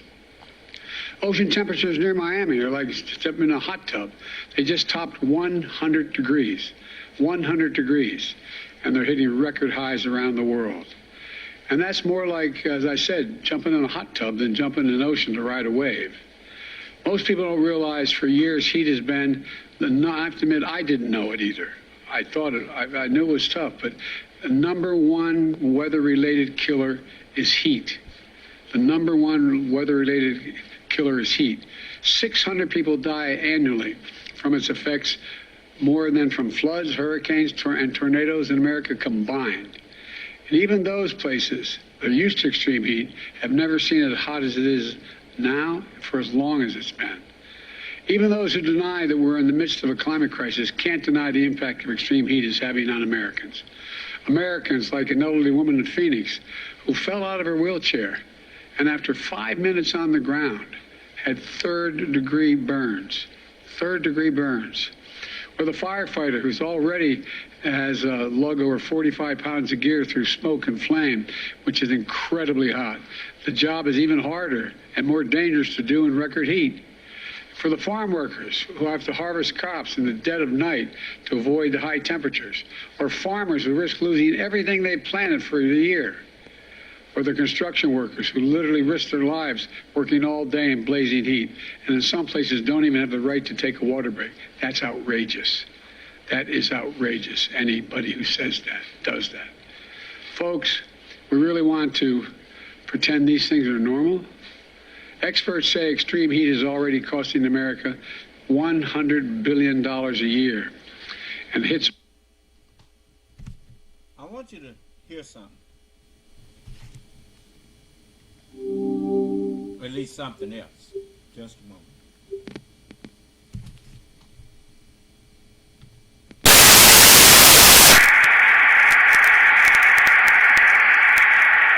So the devil blasted the man's life out. He didn't, dead man never saw his end. Didn't know what he looked like. He died before, no more about him. So just keep your paper and don't put us in it. I take it myself in my house and put that they want to accept God because they don't know God. And they consider God is just something that will talk. But they will soon know it's coming to pass. And I say to you, poor brothers, fly to Allah for refuge in this day and time. It's awful, the thing I see coming. Think over storms and earthquakes, cold weather that the scientists keep telling you is on the way. It's over here in such and such state. That's all. Yes, sir. Cold. is going to be so terrific here one of these days that you can hardly breathe, but death walking down your nostrils, freezing your lungs up, and you're breathing tubes to your lungs. This is on its way to America. And that you will find heat from the sun that will be so terrific that you can't breathe it, that you'll be running, seeking hiding places to find a cool breeze. That's on its way. As sure as I stand before you, these things is bound to hit America. Now, what was that you said he lied about? Did he lie? Well, let's finish watching this. They ain't never had heat like this. They telling you that now. You can believe it or not. But you're not going to have nobody to blame but yourself.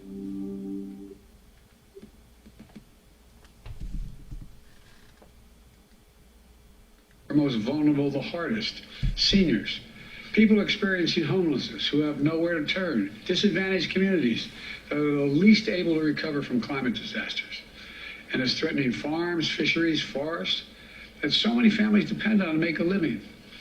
But none of this is inevitable. From day one of my administration, we've taken unprecedented action to combat the climate crisis that's causing this. We're using a law I got passed the first day in office, first month in office, called the American Rescue Plan, to help states and cities promote energy efficiency, reduce flooding, and open cooling centers. We're delivering over $20 billion from the bipartisan infrastructure law to upgrade the electric grid to withstand stronger storms and heat waves so we don't cause more fires. Look, last year I signed the Inflation Reduction Act, the most significant climate investment ever anywhere in the world. Meanwhile, FEMA has been on the ground responding to those unprecedented weather emergencies in real time. And I've traveled an awful lot in that helicopter with you all across the country. And to see the devastation that occurs, the kind of wildfires and drought and the like. We've launched a place you can go, heat.gov. Go online, heat.gov, to share life-saving information that you may need to know about. Last year, my Department of Labor created the first ever national program to protect workers from heat stress. Since then, we've conducted 2,600 heat-related inspections at workplaces nationwide to protect the health and safety of the workers on the job, so they're being taken care of. Today, I'm announcing additional steps to help states and cities deal with the consequences of extreme heat. First, I've asked Acting Labor Secretary Julie Su to issue a heat hazard alert. It clarifies that workers have federal heat-related protections. We should be protecting workers from hazardous conditions, and we will. And those states where they do not, I'm going to be calling them out, where they refuse to protect these workers in this awful heat. Second, the Acting Secretary of Labor will work with her team to intensify enforcement, increasing inspections in high-risk industries like construction and agriculture. This work builds on the national standards the Labor Department is already developing for workforce and workplace heat safety rules. Meanwhile, the U.S. Forest Service will award more than $1 billion in grants to help cities and towns plant trees that in the long term will help repel the heat and expand access to green spaces so families have a place to go to cool off and to bring down the temperature in cities. The Department of Housing and Urban Development is providing billions to communities to make buildings more efficient and to make them more heat resistant, open cooling centers for residential areas and in the cities that the communities can go to be safe. The Department of Interior is using infrastructure funding to expand water storage capacity in the western states to deal with the impacts of future droughts that are made all this more extreme heat more consequential. The National Oceanic and Atmospheric Administration is launching a new partnership with universities and impact communities to improve the nation's weather forecast and its accuracy, so Americans everywhere can be better prepared and they can better predict what the heat is going to be in that community with the weather. And all my Investing in America agenda, we provided a record $50 billion for climate resiliency to restore wetlands, manage wildfires, help Americans in every state withstand extreme heat. But our MAGA extremists in Congress are trying to undo all this progress. Not a single one of them, not a single Republican voted for the Inflation Reduction Act, which had all this money in it for climate, which provides funding to combat climate change. And now many of them are trying to repeal those provisions. We're not going to let that happen. Part of the reason we're here today is to get word out so state and local governments know these resources are available and uses them. I want the American people to know help is here, and we're going to make it available to anyone who needs it. Follow guidance from the local leaders and public safety officials when you hear it in your cities and towns and states. Stay indoors if you're vulnerable. Be careful on hot pavement. Know the signs of heat stroke like headache, nausea, dizziness. And always have water with you. That sounds silly, but always have a bottle of water with you when you're outside. Check on loved ones and neighbors who may not have air conditioning and check on them on a regular basis. Or go to the mall or community centers or movie theaters or libraries where there's air conditioning when you don't have that air conditioning at home. Take advantage of local cooling centers. Hundreds are being built. They're there for everyone and they save lives. It matters. Now I'm going to turn it over to the mayor of Phoenix, who's on the front lines of dealing with extreme heat. And that the president with some very good advice.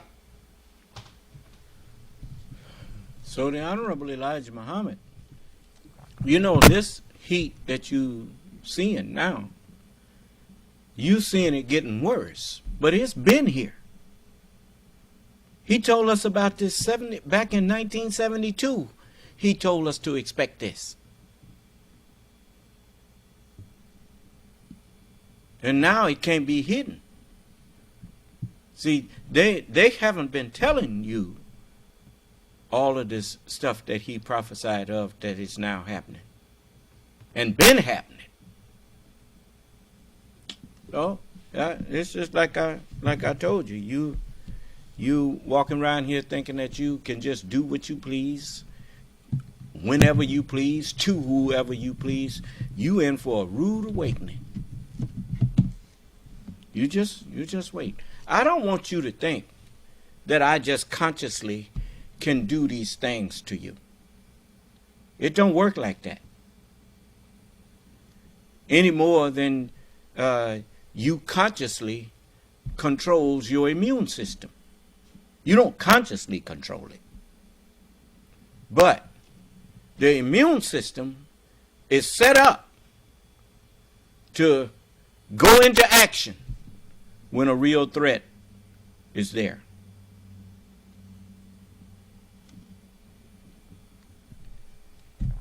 That's the way the mind that Allah has implanted in me works.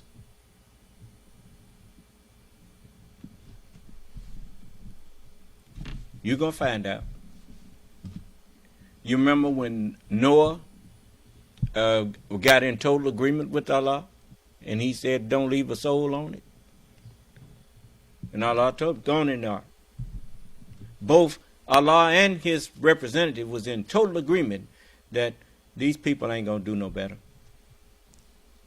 Let them be gone from our earth. Everybody with the mark of the beast had to go down with it. The mark of the beast is the characteristics of the beast. Do you understand? You can't correct a horse. When you had to use a cattle prod to correct creatures. You have to put something on them to correct them. Because you can't talk to him. He can't reason with you. He's unreasonable. You notice people come in here, you can't reason with them. I've tried. You've seen me try to reason with people. And they're unreasonable. So, when the time comes, all the crying and all of this, son of man this and son of man that, ain't going to help you because I won't hear you.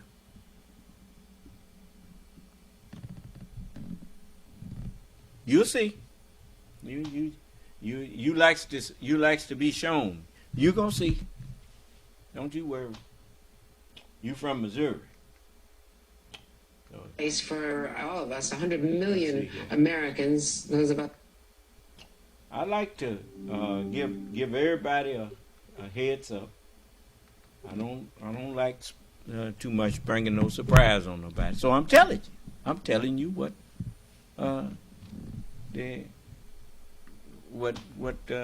it's going to be like. You see. I remember before when it happened to me, I didn't feel nothing for nobody. It wasn't about feelings. It was just a time of retribution and judgment. That's when I saw everybody walking around like that. You see? So, and I found out that, that's what comes with me. Judgment. I'm the executor of the judgment. So, I didn't finish reading from Muhammad here. This is chapter 47. It says, and those who believe, it is the second verse, those who believe and obey, meaning and do good, and believe in that which has been revealed to Muhammad, and it is the truth from their Lord. You notice, that which is revealed to me, I'm reading it from Muhammad. Do you understand? And see how he slipped that in there? Yeah. See, you didn't notice that, but I did. See, Allah revealed to me what he revealed to his servants, the prophets. That's why I was told to come and recite the messages to you and give you understanding of them. And that's what I'm doing. You see, as Jesus was the Lord of the people that he came to. The messenger told you, he said that these first trumpets, they come from the mouth of men. He said, but the trumpet that I want to warn you about is that trumpet that passes through a mechanical instrument. You remember he told you that? Why? Because that one will be, and he told you, they linking it up now. Meaning the internet was being linked up back in 1972. They was preparing for that kind of thing where you could talk to the whole world at once. Because Allah was getting ready to let me go out and do my job, which is to judge the world. You notice you haven't asked me a question yet that I didn't give you a truthful answer to, that I got it straight from the scripture. Whatsoever he shall hear, that shall he speak. Huh? I'm going to go through the theology of time with you again, and from volume 1 through volume 5. That's going to take some time. That's why it's good that I'm back on here every day now, because it would take too long if I was doing it 1 or 2 times a week, 3 times a week. Take too long. But every day we can get through it. And so, as it says, and those who believe in the Son of Man and do good, meaning obey him, and believe in that which has been revealed to him, to Muhammad, and it is the truth from the Lord that they claim to believe in. You remember Jesus said it like this. He said, think not that I will accuse you unto the Father, for there's one that accuseth you, even Moses, in whom you say you trust. For had you believed Moses, you would have believed me, for he wrote of me. But if you believe not his writings, how shall you believe my words? If you believe not the Holy Quran that came from Muhammad, how you going to believe me when I'm bearing witness to that which you don't believe in anyway? You even got Jews now that's claiming Jesus now. They claiming to believe in the gospel because they done heard me. Do you understand? I already told you. If you don't believe in any of the prophets, me and you ain't got nothing to discuss.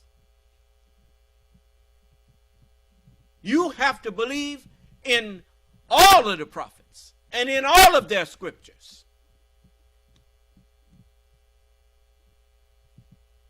And if you do that, then me and you can talk. But if you're trying to single out one, you are Antichrist. As Prophet Muhammad called you a one-eyed liar, claiming to believe in one seer, but you don't believe in the other seers, when all of them foresaw my coming. Every eye foresaw my coming, and it's written, he cometh with clouds, and every eye shall see him. And Jesus told you who the eyes are. He said the light of the body is the eye. And he said, and as long as I'm in the world, I am the light of the world. Well, he was one of the eyes that saw me coming. And it says, he will remove their evil from them. What do you do when you remove evil from something? You purify it. You purify it. Raise up in them a messenger, who shall recite to them thy messages and teach them the book and the wisdom and purify them. So it says, he is, and it is the truth from their Lord. He will remove their evil from them and improve their condition. And every one of you that's with me was better off after you got with me than you was before. And it says, that is because those who disbelieve follow falsehood. And those who believe follow the truth from their Lord. Thus does Allah set forth their descriptions for men. That's right.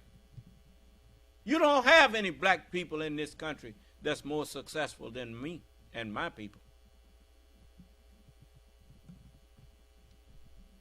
That's why we ain't over there trying to listen in on y'all.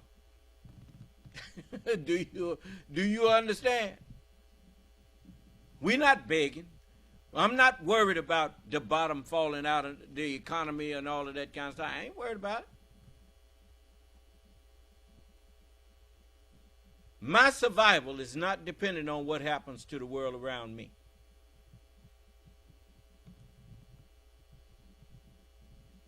So when you meet in battle those who disbelieve, smite the necks.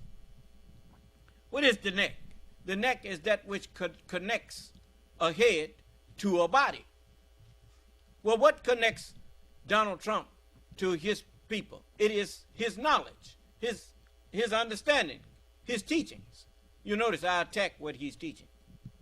I attack his lies and create a disconnect. Do you understand? You know, I invite, that don't just go for him. Farrakhan, same. I smite the necks of the disbelievers. You see? And then it says, then when you have overcome them, make them prisoners. See, you thought smiting the neck meant cut somebody's head off. You can't make nobody no prisoner if you kill them. I didn't hear you. See, smiting the neck didn't mean chopping people's head off. It means that which connects them to people, which is the delusions and the lies that they tell, take the truth and hurl it against the lie. And then invite the liar to come in and defend his lie. And the liar will flee from you. Submit yourselves therefore unto God and resist the devil, and he will flee from you. How do you resist the devil? You ask questions. And he run away from you. Do you understand? Okay. What is it? Yes. Unmute. Let me turn this mic on. Caller, you're unmuted. Assalamu alaikum. May wa alaikum Allah salam. I'm not worried either, son, man. Look, now you, because I wanted to know about the people that's having mental illness and bipolar. well, it's gonna get worse. People who don't get behind me, I can't help. And people that's taking Look, medication. I'm gonna tell all of you. If you want to be safe, you get behind me. I'm your sanctuary. You get behind me and Allah will protect you. If you don't get behind me, you're on your own. Okay. Anybody else? No, sir. Okay. So, tell you what. We gonna, but as you see, this wasn't talking about cutting somebody's head off. You can't take a prisoner if you don't cut his head off. Do you understand? But it was the neck is that which connects the leader to his followers. You notice I chopped the neck off with the leaders of Christianity. When I tell you that they made up Christianity, that is not God's religion. God never sent a religion called Christianity. You don't hear none of them coming in here trying to defend it. I didn't hear you. Now, if you still want to follow the headless horseman, you go right ahead. But the Christianity is a lie. It contradicts the scripture. The scripture says the wicked shall be a ransom for the righteous. Christianity says the righteous is the ransom for the wicked. That's a lie. So now, the white man, he know it's a lie. Why you think he ain't saying nothing? He'd rather just be quiet and hope I move on than to come in here. As it said, it is better to remain silent and be thought of as a fool than to open your mouth and remove all doubt.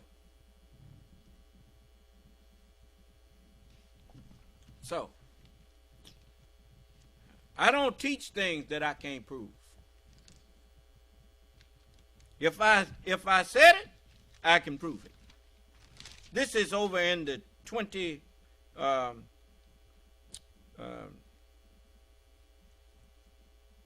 What is that? The 21st chapter of Proverbs. It says,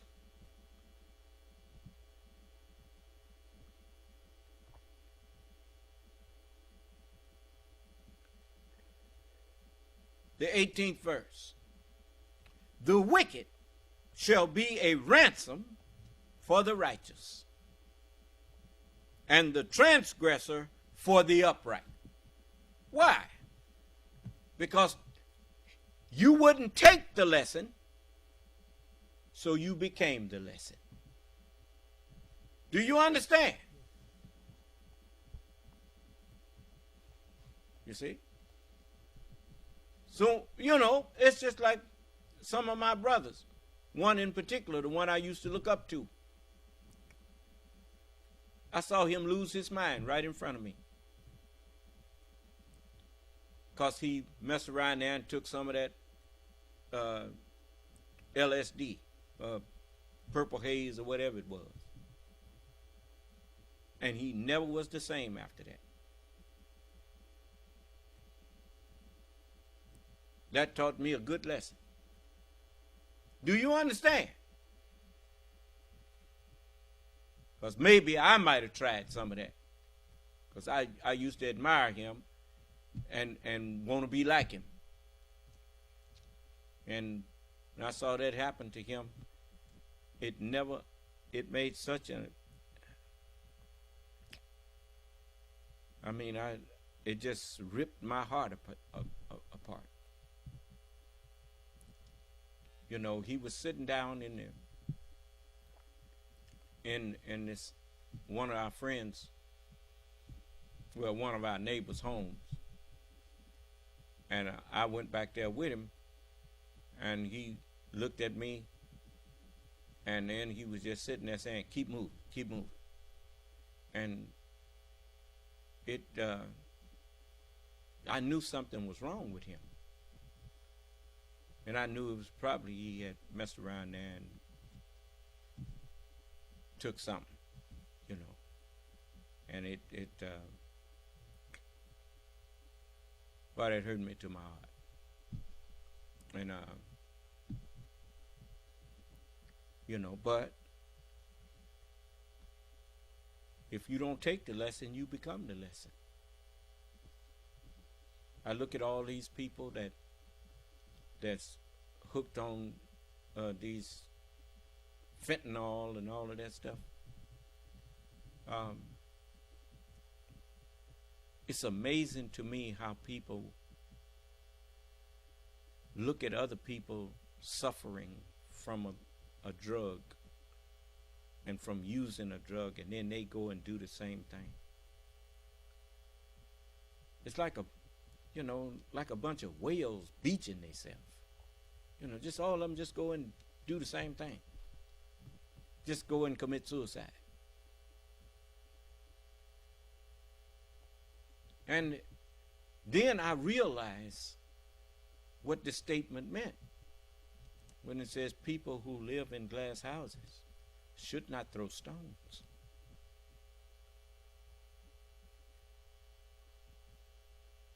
Allah created these bodies to be temples for truth. When you make this body a temple when you make it a garbage dump, the Creator is angry.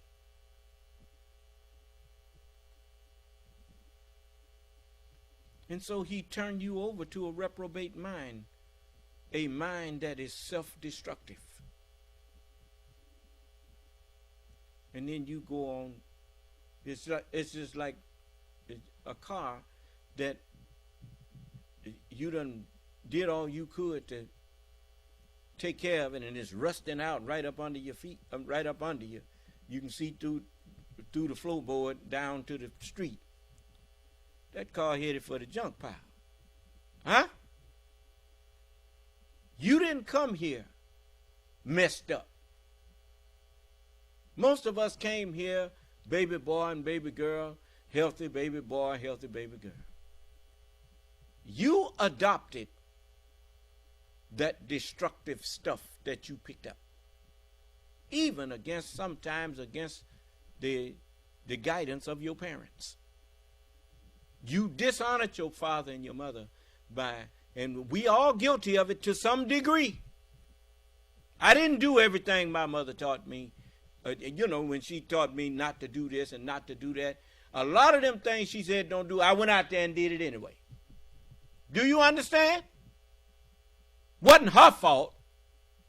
Wasn't my daddy's fault. It was me.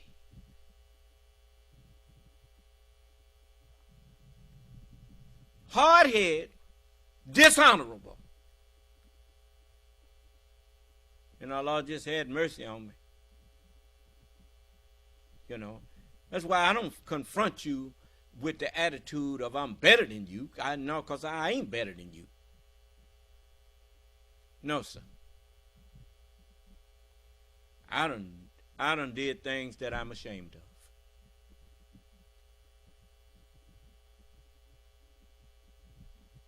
So, I can understand how you could have done things you're ashamed of. But the one thing about being ashamed, that's one of the things that is necessary before we change for the better. If you can put shame in a person, you can change them. But if you cannot shame a man, it's an effort in futility to try to change him, because he's not ashamed of what he has become. And if he's not ashamed of what he's become, he's going to say, why should I change? I like what I am. That's what. Do you understand? If you don't like it, that's just too bad. No, too bad for you, baby, because Allah don't like what you are. And if you don't change, He going to turn you over to that reprobate mind that you have. And only thing that's you headed for is destruction.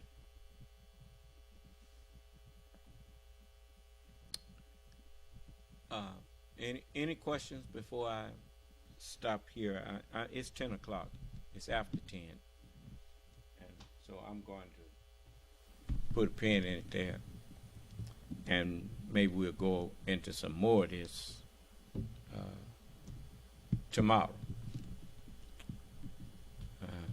I remember last night a brother asked me a question about the salvation and me being the resurrection and the life. And I guess he was satisfied that I went deep enough into it to make him understand that that's all talking about me. For many people, they thought Jesus was talking about himself. Jesus wasn't talking about himself. Jesus said he came to bear witness to the Spirit of truth. He said, for this cause came I into the world. To this end was I born, and for this cause came I into the world. He said that I should bear witness unto the truth. Jesus never claimed to be your king. Jesus, when Pilate asked him, are you a king? And this is the 18th chapter of John. And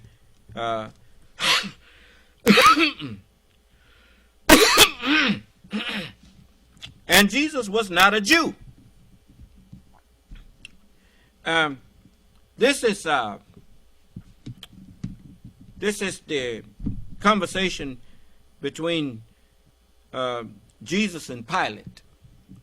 In the 18th chapter and the 33rd verse, then Pilate entered into the judgment hall again, and called Jesus, and said unto him, art thou the King of the Jews? And Jesus answered him, saying, sayest thou this thing of thyself, or did others tell it thee of me? Are you saying this, or did somebody tell you this about me? Huh? And Pilate answered, am I a Jew? Thine own nation and the chief priests have delivered thee unto me. What hast thou done? Jesus answered, my kingdom is not of this world. If my kingdom were of this world, then would my servants fight that I should not be delivered to the Jews. Well, if he was a Jew, why would he be saying he didn't want to be delivered to the Jews? Jesus wasn't no Jew. And the Jews know that.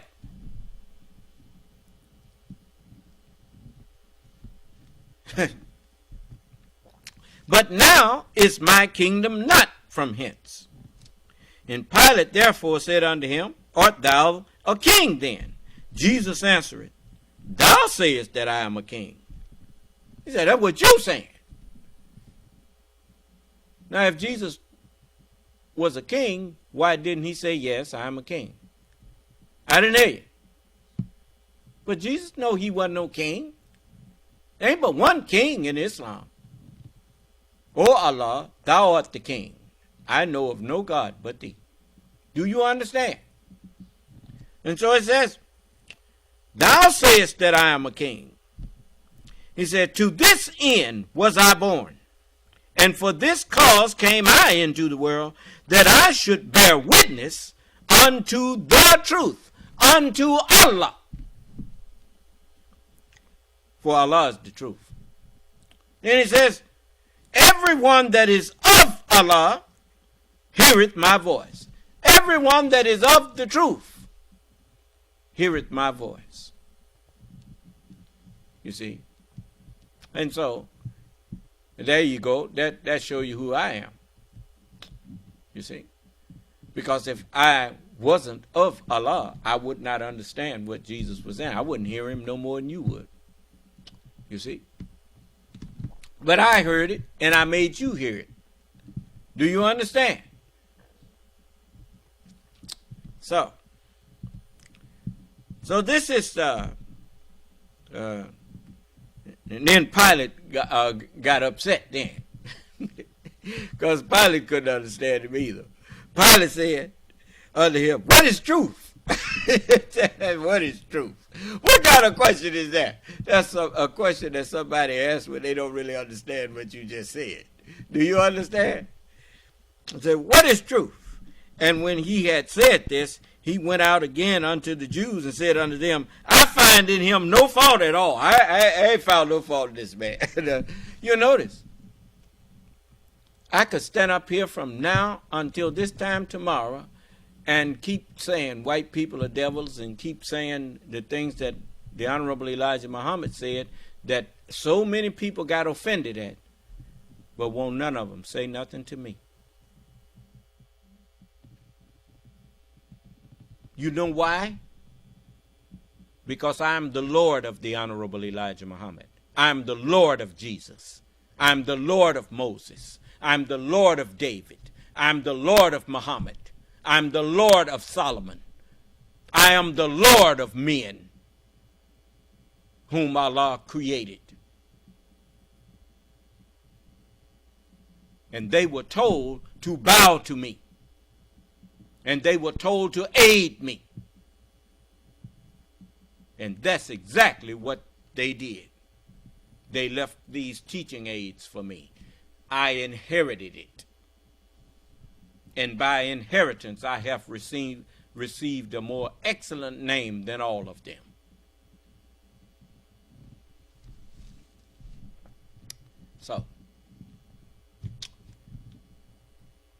So where did you expect the Lord to be born from if not Mississippi?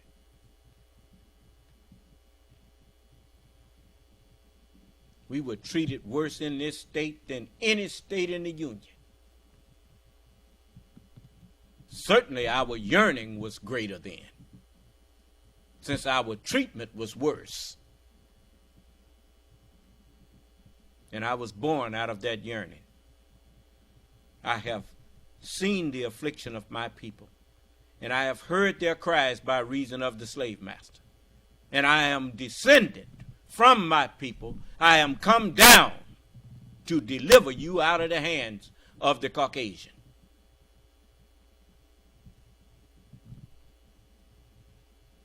If you ain't got sense enough to accept me, well, that's on you. You keep asking me about this happening to you and that's happening to you. I told you to get behind me.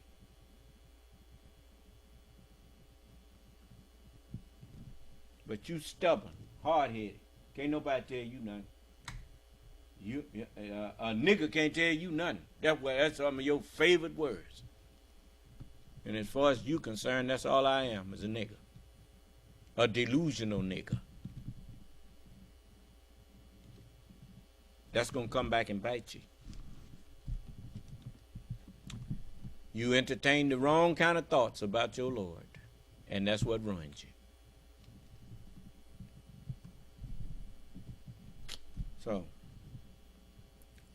So I'm going to let it go from there. I guess we had a technical knockout here. Nobody saying nothing. We take truth and hurl it against falsehood, and it knocks his brains out. And ain't nobody saying nothing, so it must be a technical knockout. I didn't hate. See? Since God is love.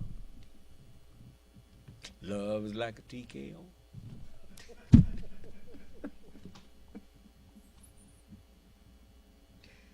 He told you that I could make everything bear me witness. So I'm gonna leave it there. May Allah bless us, keep us safe and in our right minds, and grant to each of us the victory over the war that we fight every day inside of ourselves to be better people. That is the greatest jihad that you can fight. It is the war that takes place inside of us between our good and our evil. And with the help of Allah, our good will overcome the evil until the evil is vanquished. Do you understand? We must consciously put forth effort to be self-critical. And if we be self-critical, we will discover that we have less to criticize others for.